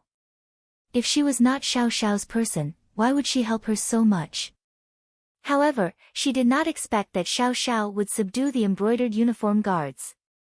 Qi Man's heart was filled with hatred, but later on, she slowly thought things through. Rather than beating the grass and alerting the enemy now, it would be better to wait for Xiao Xiao to obtain everything and then lose everything. Wouldn't that be even more painful? She did not expect that Xiao Xiao would actually stay together with Jiang Ruan. Jiang Ruan was a scheming woman. Initially, in the minister's Fu, she had watched as the concubines in the Fu fought with each other as an outsider. Step by step, Jiang Ruan had reached this stage. If not for her relationship with Xiao Xiao, Qi Man originally felt that she would somewhat admire Jiang Ruan's unscrupulous nature. His expression suddenly became gloomy, and he was like a completely different person from his usual warm and gentle appearance. Due to his warped expression, he seemed a little ugly. He fiercely said, "So what? The imperial edict is still in our hands. As long as we take it out, Xian Pei will not be a legitimate heir. This world's rivers and mountains are mine, and it has always been mine." Jiang Ruan smiled slightly. Although her face was somewhat pale because of Xian Li's actions, she still spoke clearly, "Your Highness, what I am talking about is that imperial edict. The imperial edict in my hands is the real one. When I brought that imperial edict out of the palace, I did not intend to be bait. I originally intended to take that imperial edict away." Jiang Ruan looked at Xian Li's somewhat startled expression and continued, "But does your Highness know why I want to take that imperial edict away? Because that imperial edict is an edict of succession, but the name on it is not the 13th prince, but Xian Pei. Therefore, I want to take that imperial edict away." A trace of vigilance flashed in Xian Li's eyes. "Do you know what this place is?" Jiang Ruan steeled her heart. She was not someone who easily trusted others, but for the sake of the child in her belly, she also had a kind of intuition. Without saying anything further, she gulped down the bowl of medicine. But if it was not Xianli, was it that inexperienced Xian Pei? These words could deceive others, but it was not easy to deceive Qi Man. Only she knew what the emperor's intentions were. This world's rivers and mountains were indeed surnamed Xian, but the person who originally sat on this position should have been Crown Prince Hongxi. Therefore, the person who ascended to the throne now should also be Crown Prince Hongxi's son. After an unknown amount of time, Jiang Ruan felt the pain in her abdomen slightly ease. The mute maid had already cleared the bowls and chopsticks, laid out the rest of the dishes, and personally helped her up to sit on a chair. Jiang Ruan asked, "Were you sent by Xiao Xiao?" "Your Highness, I'm afraid you will be disappointed." Jiang Ruan looked at her with pity, but that pity seemed to contain some ridicule, as if she was watching a show. There is no longer that imperial edict. The land of Buddhism is a good place to cultivate one's moral character. If one's heart is broadened, everything will naturally be fine. Jiang Ruan replied with a smile. The mute maid was startled and shook her head. Jiang Ruan was startled. At this moment, she did not have the time to be surprised when the mute maid could speak. She only looked at the bowl of medicine and her heart shivered. Immediately, she recalled the scene in her previous life when she saw the imperial concubines in the palace pouring saffron into the mouths of women. She looked at the mute maid warily and asked, "What is this?" Very strange, Jiang Ruan was a strange woman. He had seen countless women in his life, but every time he met Jiang Ruan, a strange feeling would arise in his heart.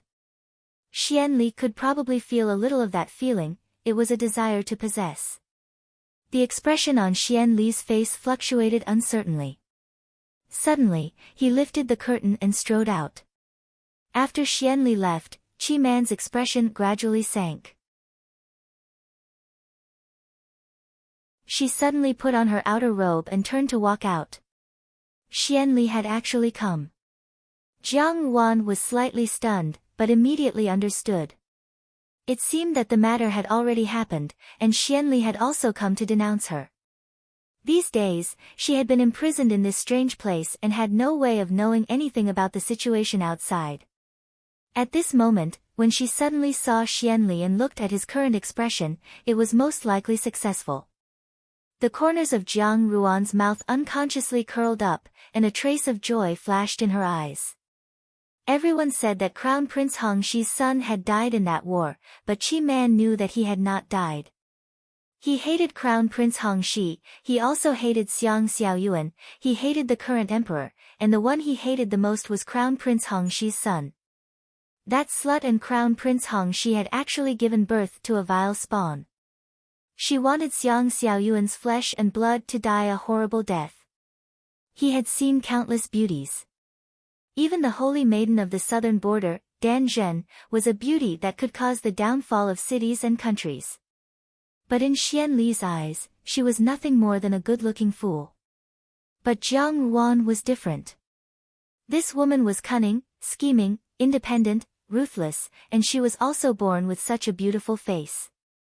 If she stood next to him, they would be a good match. This woman had the qualifications to stand side by side with him. Xian Li's gaze was somewhat absent-minded and infatuated. His hands tightly grasped Jiang Ruan's neck, and he almost leaned in close to her face. Jiang Ruan's words seemed to be far away yet near at the same time. In a split second, Xian Li's entire mind was filled with these words. He suddenly felt that his chest had stopped, as if all the blood in his entire body had congealed.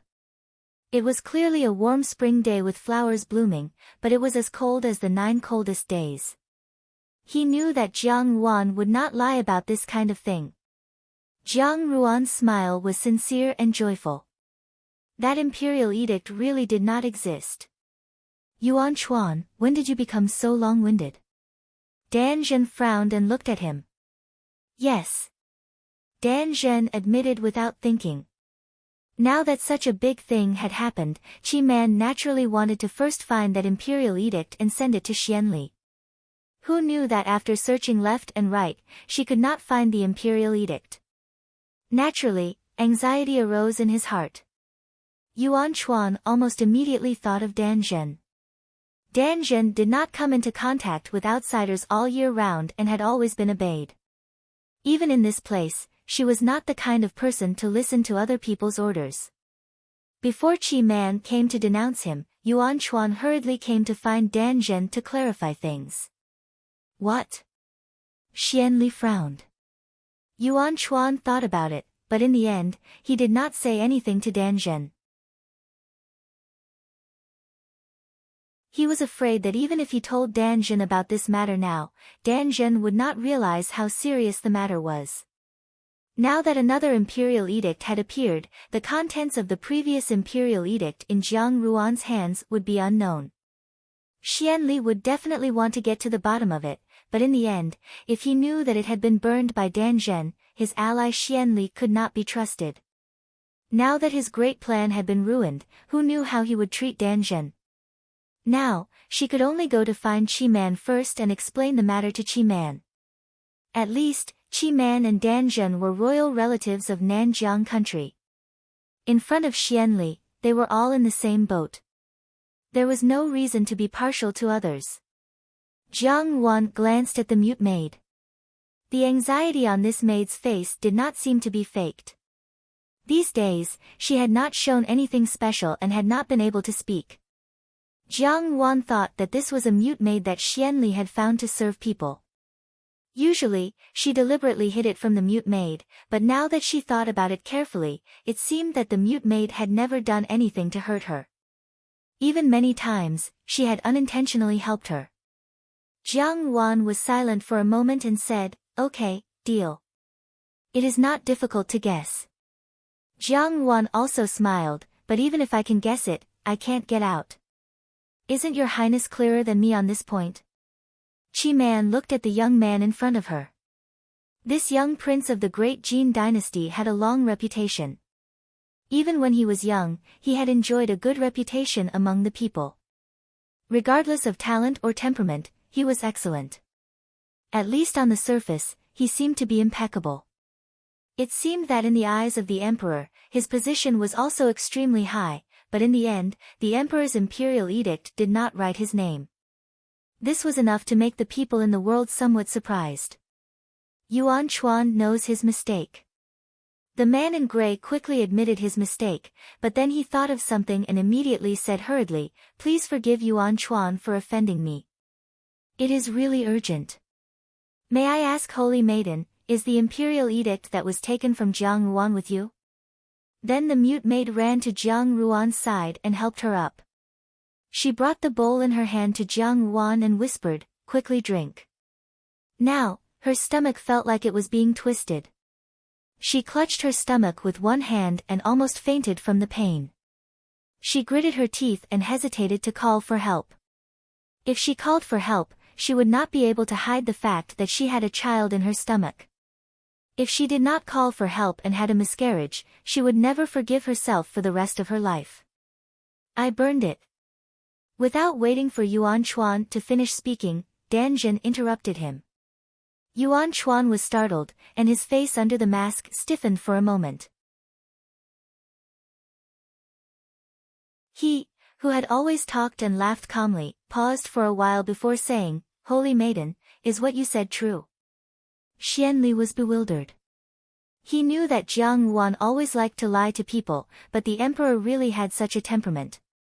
The emperor was naturally suspicious, and he was good at leaving leeway when doing things. Leaving behind 2 imperial edicts was indeed something he could do. But according to Jiang Ruan, the name of the other imperial edict, he absent-mindedly let go of Jiang Ruan's hand, turned around, and stumbled towards the door. Just as he stepped out of the door, he suddenly felt a sweetness in his throat and a mouthful of blood spurted out onto the bluestone pavement in front of the door. But he seemed to have not seen half of it and continued to walk forward. Jiang Ruan laughed softly. "I did not do it on purpose." Jiang Ruan seemed to have seen through his thoughts and continued to speak. Grand Tutor Lu and 13th Prince originally had a teacher-student relationship. For such a scholar, one can probably only use emotion to influence him. Grand Tutor Lu was originally 13th Prince's person, so naturally, he would help 13th Prince. "I originally wanted to bring the other imperial edict back to the Fu to destroy. Just as you thought, once these 2 imperial edicts were released, the world would inevitably be in chaos. The only way was to burn one and keep the other. What was burned was the path of the emperor, and what was left was the path of the imperial family. But I didn't expect that someone would kidnap me on the way. After I came here, I slowly understood and guessed that the person behind it was you." Since a freak combination of factors could also achieve my goal, why not? So I did not say anything. Now, looking at your highness's appearance, I more or less understand. It seems that the imperial edict has already been released, isn't it? Jiang Yuan seemed to be somewhat confused. She tilted her head, and her pair of charming eyes seemed to contain a trace of innocence.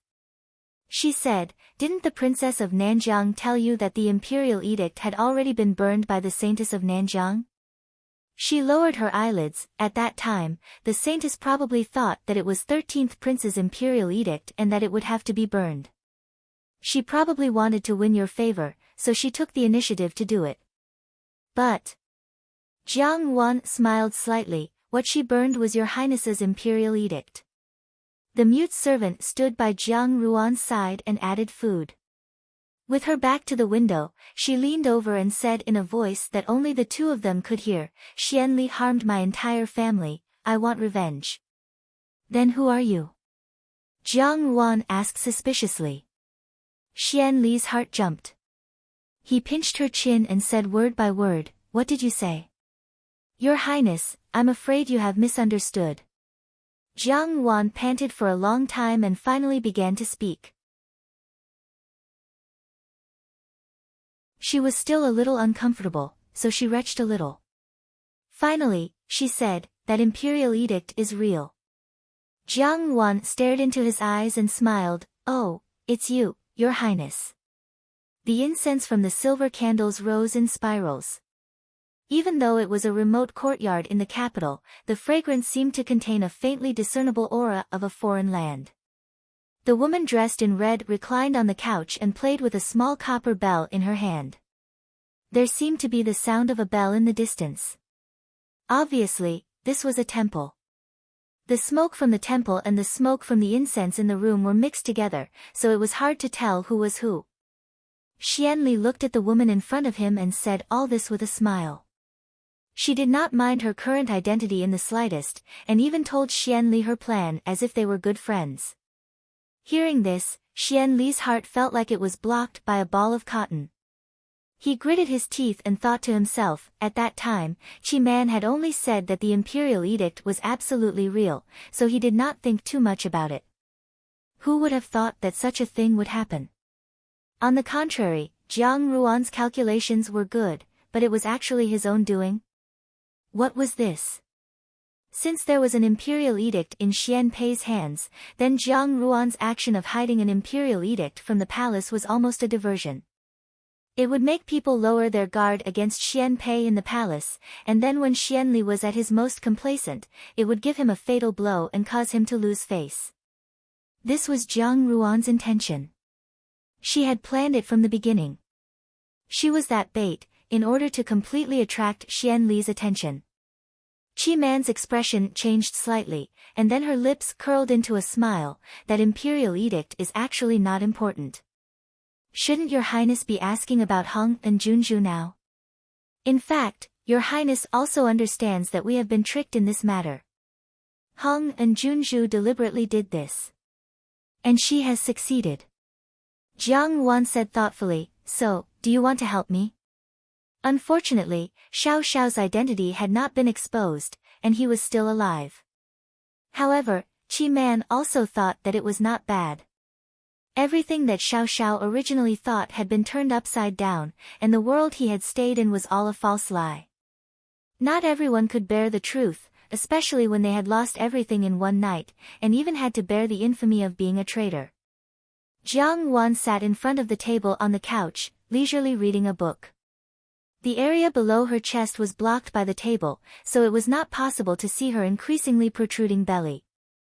However, although the loose clothes could cover some of it, her face was becoming more and more plump. Every day, she sat here leisurely reading a book, but it was only an act. Naturally, she was thinking about other things.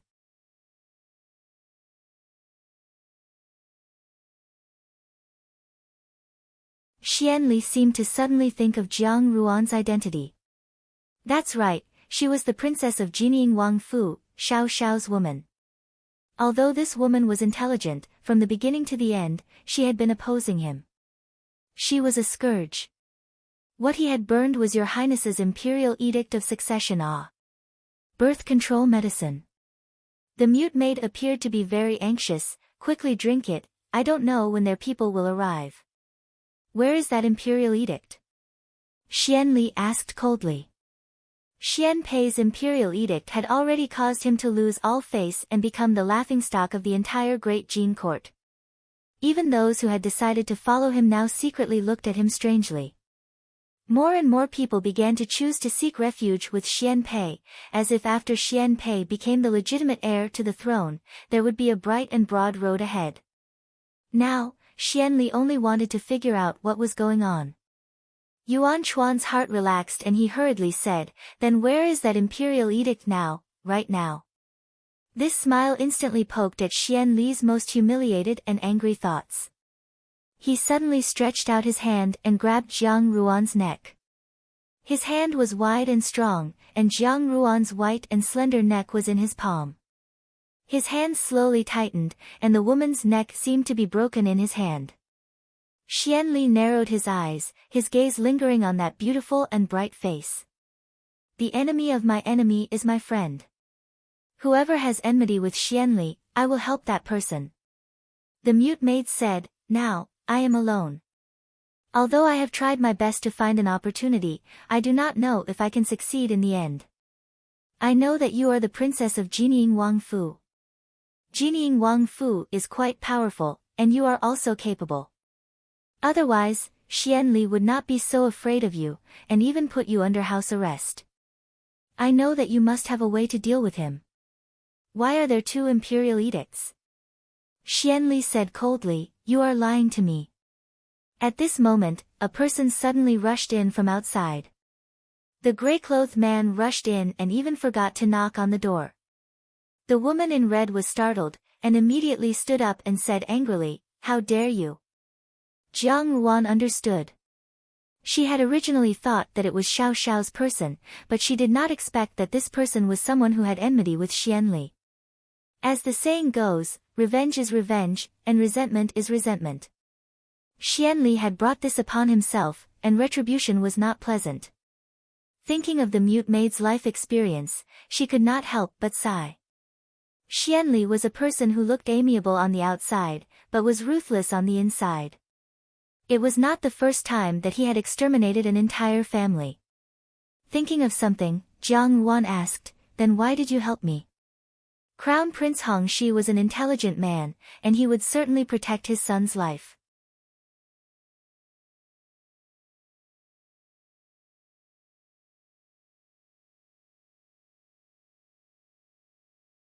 Chapter 252. Dan Zhen never cared about the matters in the capital. She was here to avoid the court's pursuit and also to wait for Xian Li's news.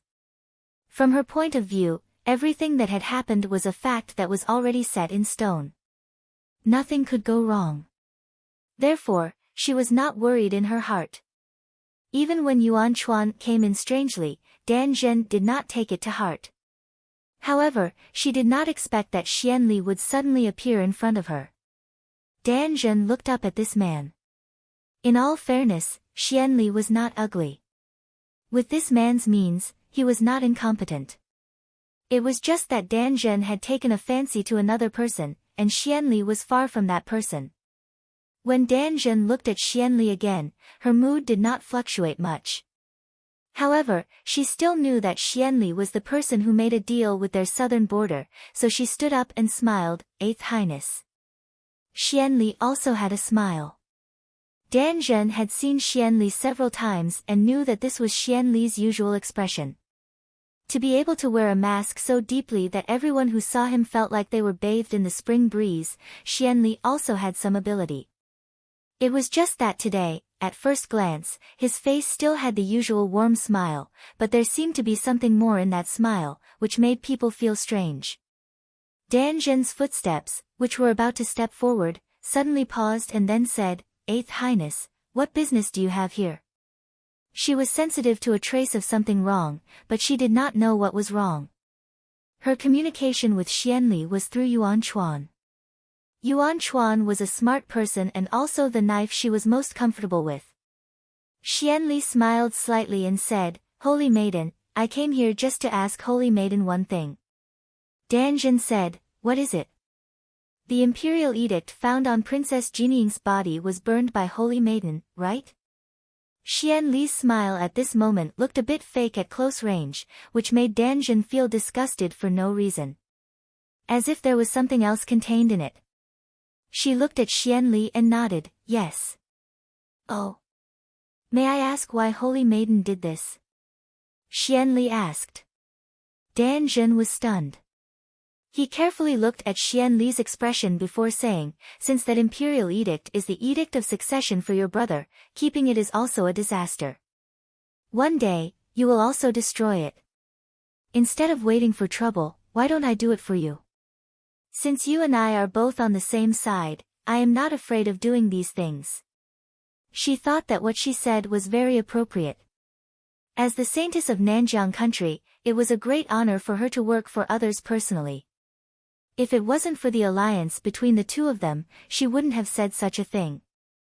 Who knew that after Xianli heard this, he smiled strangely and said, help me. Danjun didn't expect Xianli to have such a reaction. She was a little dissatisfied and said, Your Highness, what do you mean? Xianli's tone was indiscernible. The one you burned was not 13th succession edict. The name on it was mine. Yours? Danjun cried out involuntarily. In a split second, she also understood why Xianli had such an attitude. It was just that ordinary people would probably think about how to express their guilt at the first time, but Danjun was thinking about how to evade it. She even felt angry in her heart. She said, Your Highness, are you here to denounce me? Even though Nanjiang country had been destroyed by the great Jin dynasty decades ago, Nanjiang still gave this saintess, who was originally a royal relative, a very high status and honor. No one questioned or resisted her words, and they treated Danjun more kindly because of the destruction of the country. Danjun looked down on anyone with a lower status than her in her bones. In her eyes, Xianli was just a prince who had not yet ascended the throne. He dared to talk to her with such an uncomfortable denouncing attitude, which was simply disrespectful. She immediately put on a high and mighty posture. When Your Highness asked us to rob the imperial edict, you didn't say that the name on the imperial edict was Your Highness. What, you're blaming me now? Was I the one who burned your edict? Besides, you haven't seen the imperial edict. How do you know that it was your name on it? Did you fall into someone else's trap? Fell into someone else's trap? Xianli asked slowly. Yes, Danjun seemed to be suddenly interested and continued to talk. Maybe when you asked us to rob the imperial edict, you fell into someone else's trap. Your Highness keeps saying that you are here to denounce me. Why don't you ask yourself? After all, this matter is your own fault. You are stupid and made a mistake. You fell into someone else's trap, burned your own imperial edict, and cut off your legitimate way to the throne. I just acted according to your words. What does it have to do with me? You are the one who should be blamed. Danjun was eager to get herself out of the whole thing, so she blamed all the mistakes on Xianli. If these words were said normally, it would have been fine. But the words she said today happened to poke at Xianli's sore spot. Xianli had indeed fallen into someone else's trap from the beginning. It was his self-righteous judgment error. He thought that the succession edict with his name was Xian Pei's. But Xianli was the most conceited person.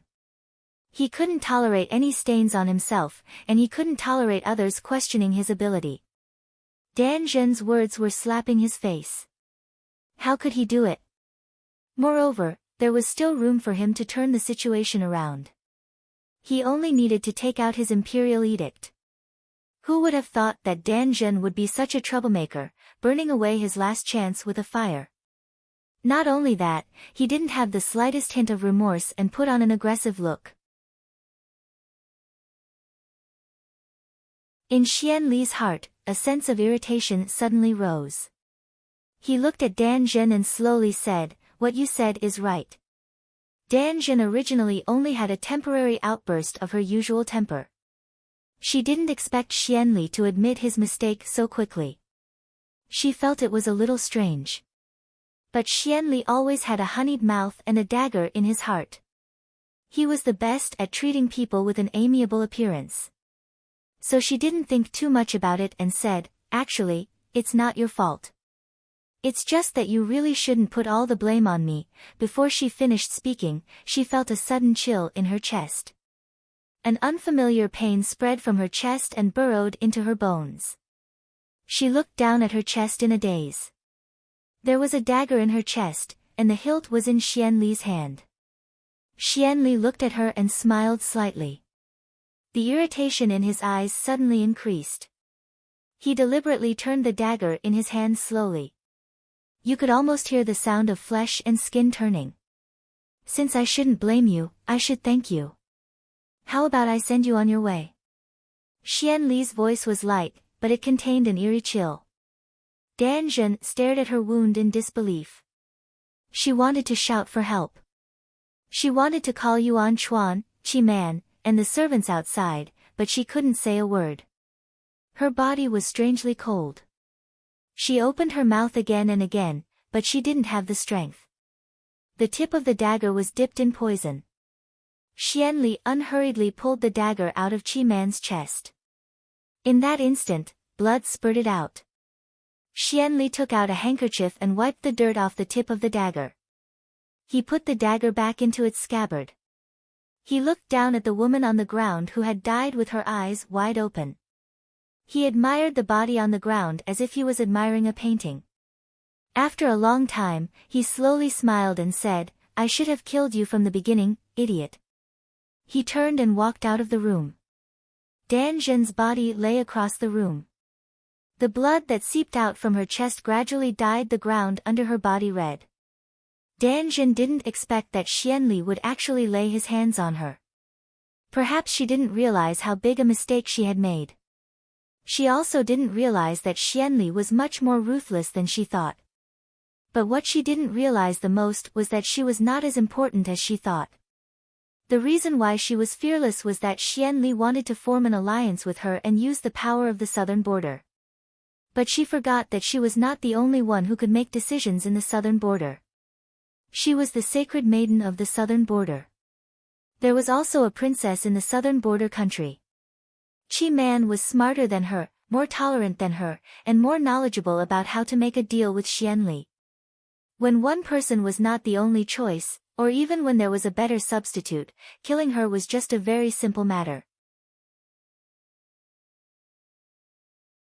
Danjun never thought that her life would actually be cut short so quickly even when she died. She hadn't seen the time when Jiang Wan would rather die than live, and she hadn't seen the time when Xiao Xiao could only surrender to her. She died in the hands of Xianli just because of an imperial edict. How could she be reconciled?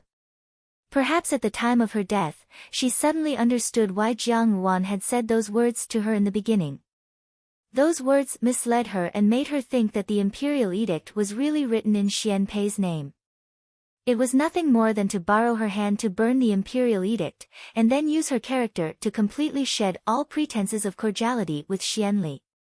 She might even have predicted Xianli's reaction. She knew that Xianli was a sensitive and fragile person who could not be trampled on by anyone. He would definitely take her life. When Danjun was in the southern border, she had heard that Jiang Wan was a person who was good at speculating people's minds.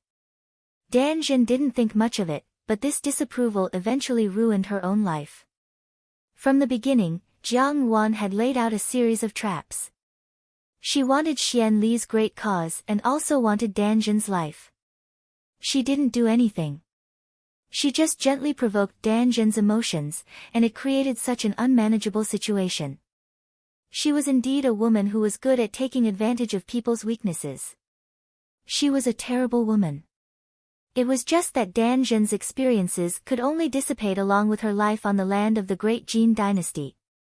Conquering the sky where the eagle resided, and the land where the wolf resided, was impossible. The door was pushed open and Yuan Chuan's voice rang out, "Holy Maiden." He had not finished speaking when he suddenly paused. His gaze fell on the corpse lying on the ground. Yuan Chuan was startled. He seemed to be stunned and did not dare to move forward. After a while, he finally seemed to understand. He quickly walked over and squatted down, holding Dan Zhen in his arms. There was only a cold corpse in his arms. There was no longer the slightest bit of vitality. Yuan Chuan was immediately stunned.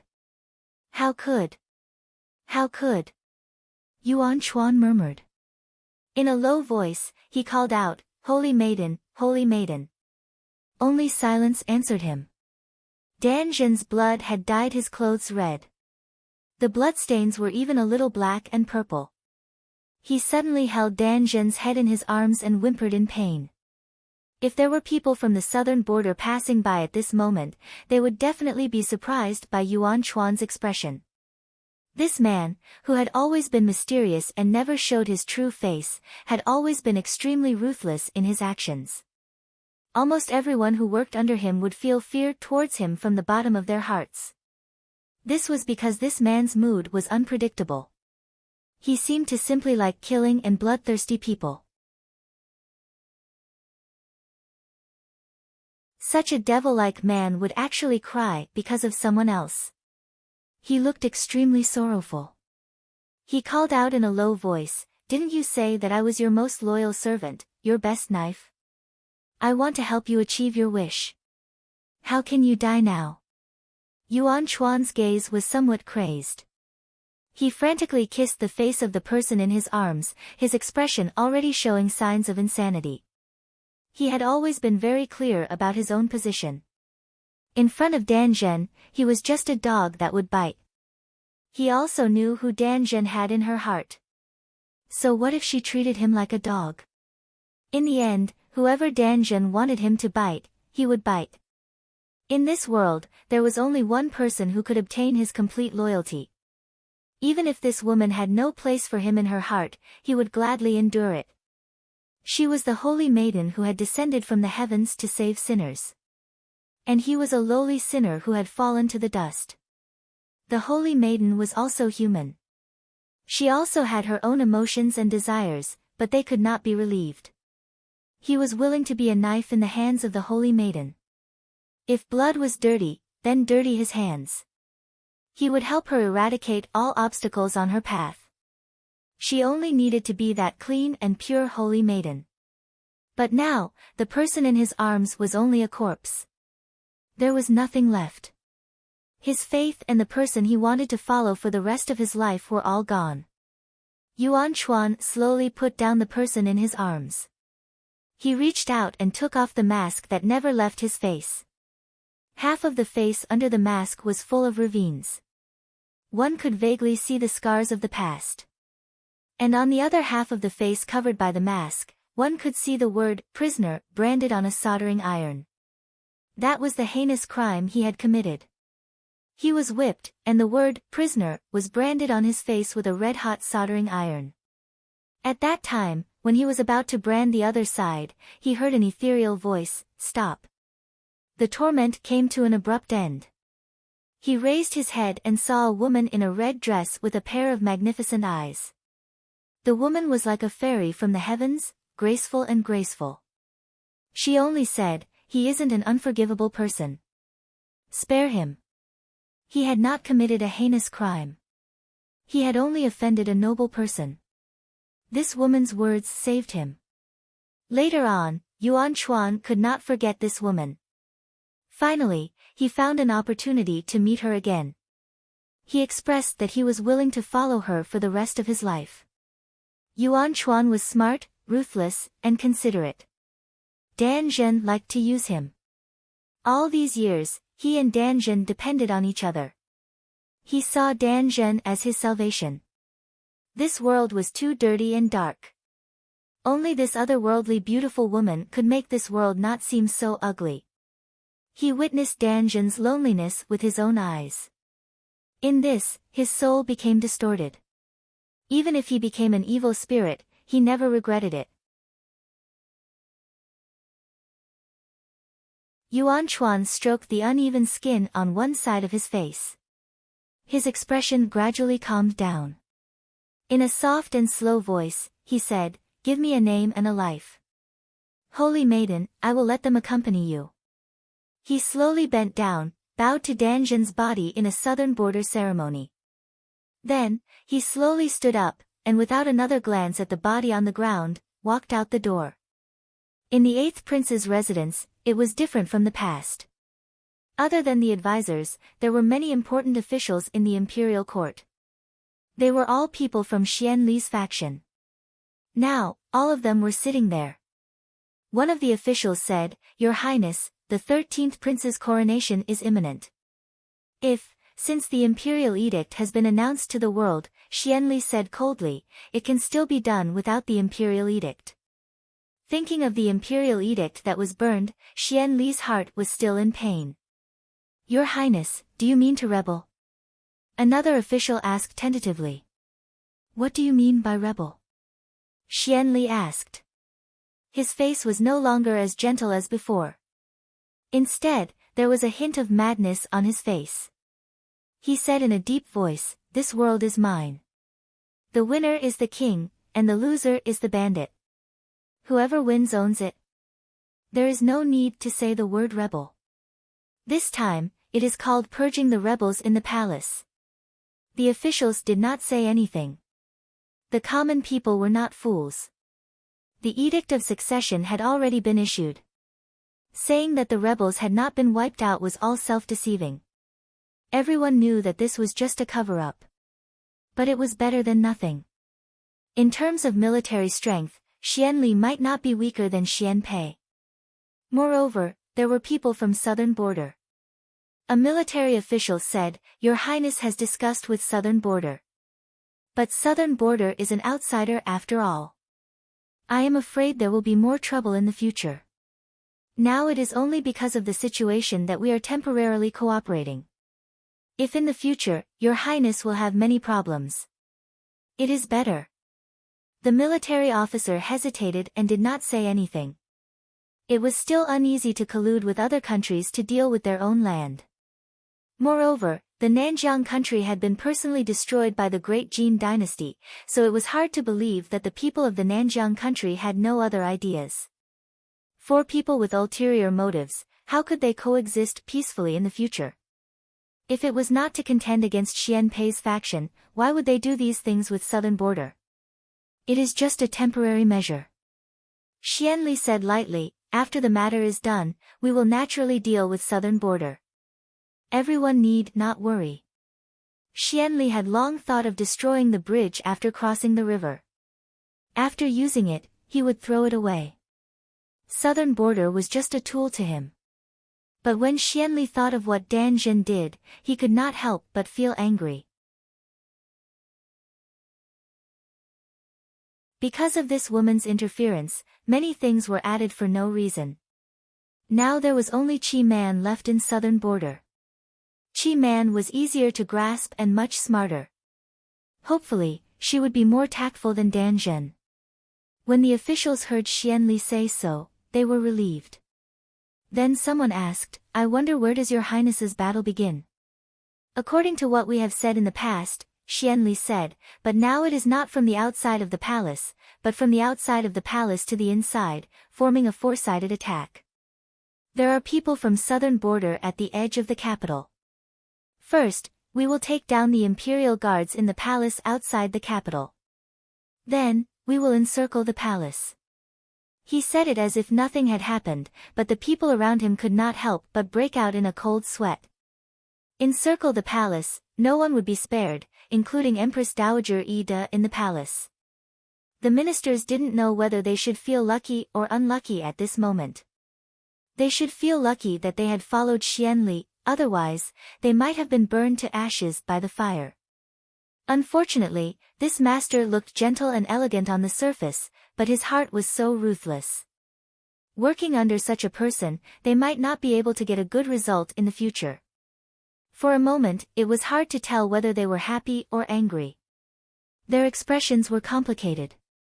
"When will it be done?" someone asked.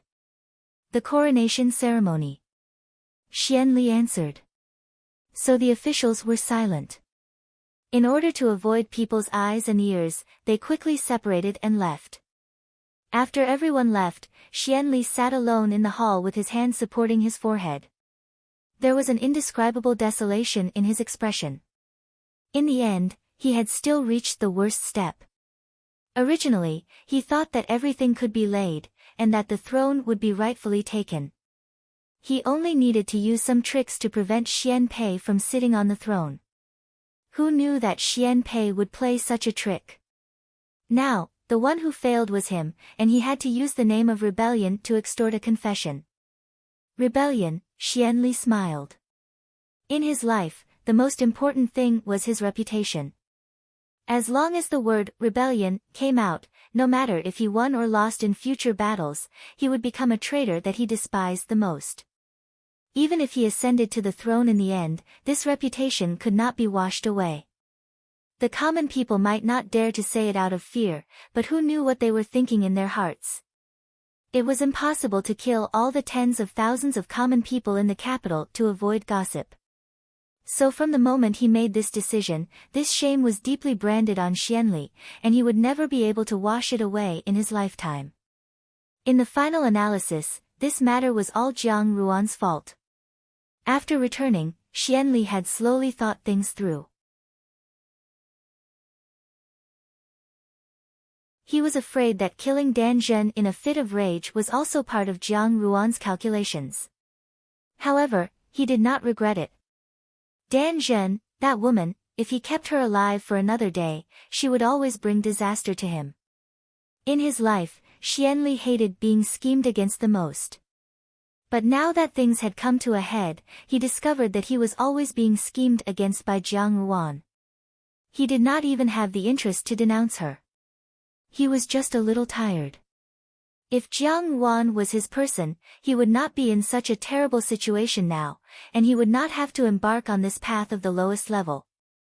With Jiang Ruan, it would be like adding wings to a tiger, and the road to obtaining thousands of miles of land would be much smoother. Xianli thought, but it was not that he did not express his goodwill to Jiang Ruan. From the first time he met Jiang Ruan, he maintained a gentle and elegant state. Although this appearance was not enough to make all the women rush to him like ducks, it could not be considered as annoying. But from the beginning, Jiang Ruan avoided him like a snake or a scorpion, and even seemed to be somewhat disgusted. Xianli did not know why Jiang Ruan always opposed him, destroyed his plans, and when he proposed to marry her, she did not hesitate to flatly refuse. Xianli did not know whether it was his own illusion, but sometimes Jiang Ruan even inadvertently revealed hatred towards him. Xianli did not know how he had offended her, and he thought about it, but he could not find the reason. Later, Jiang Ruan chose Xiao Xiao, and Xiao Xiao returned with a beauty. On the surface, Xianli did not show anything, but in fact, he had long been mad with anger. Jiang Ruan was someone he could not obtain, but in the end, she was obtained by someone else. Moreover, the person who obtained Jiang Ruan was Xiao Xiao, the person he hated and was most jealous of in this life.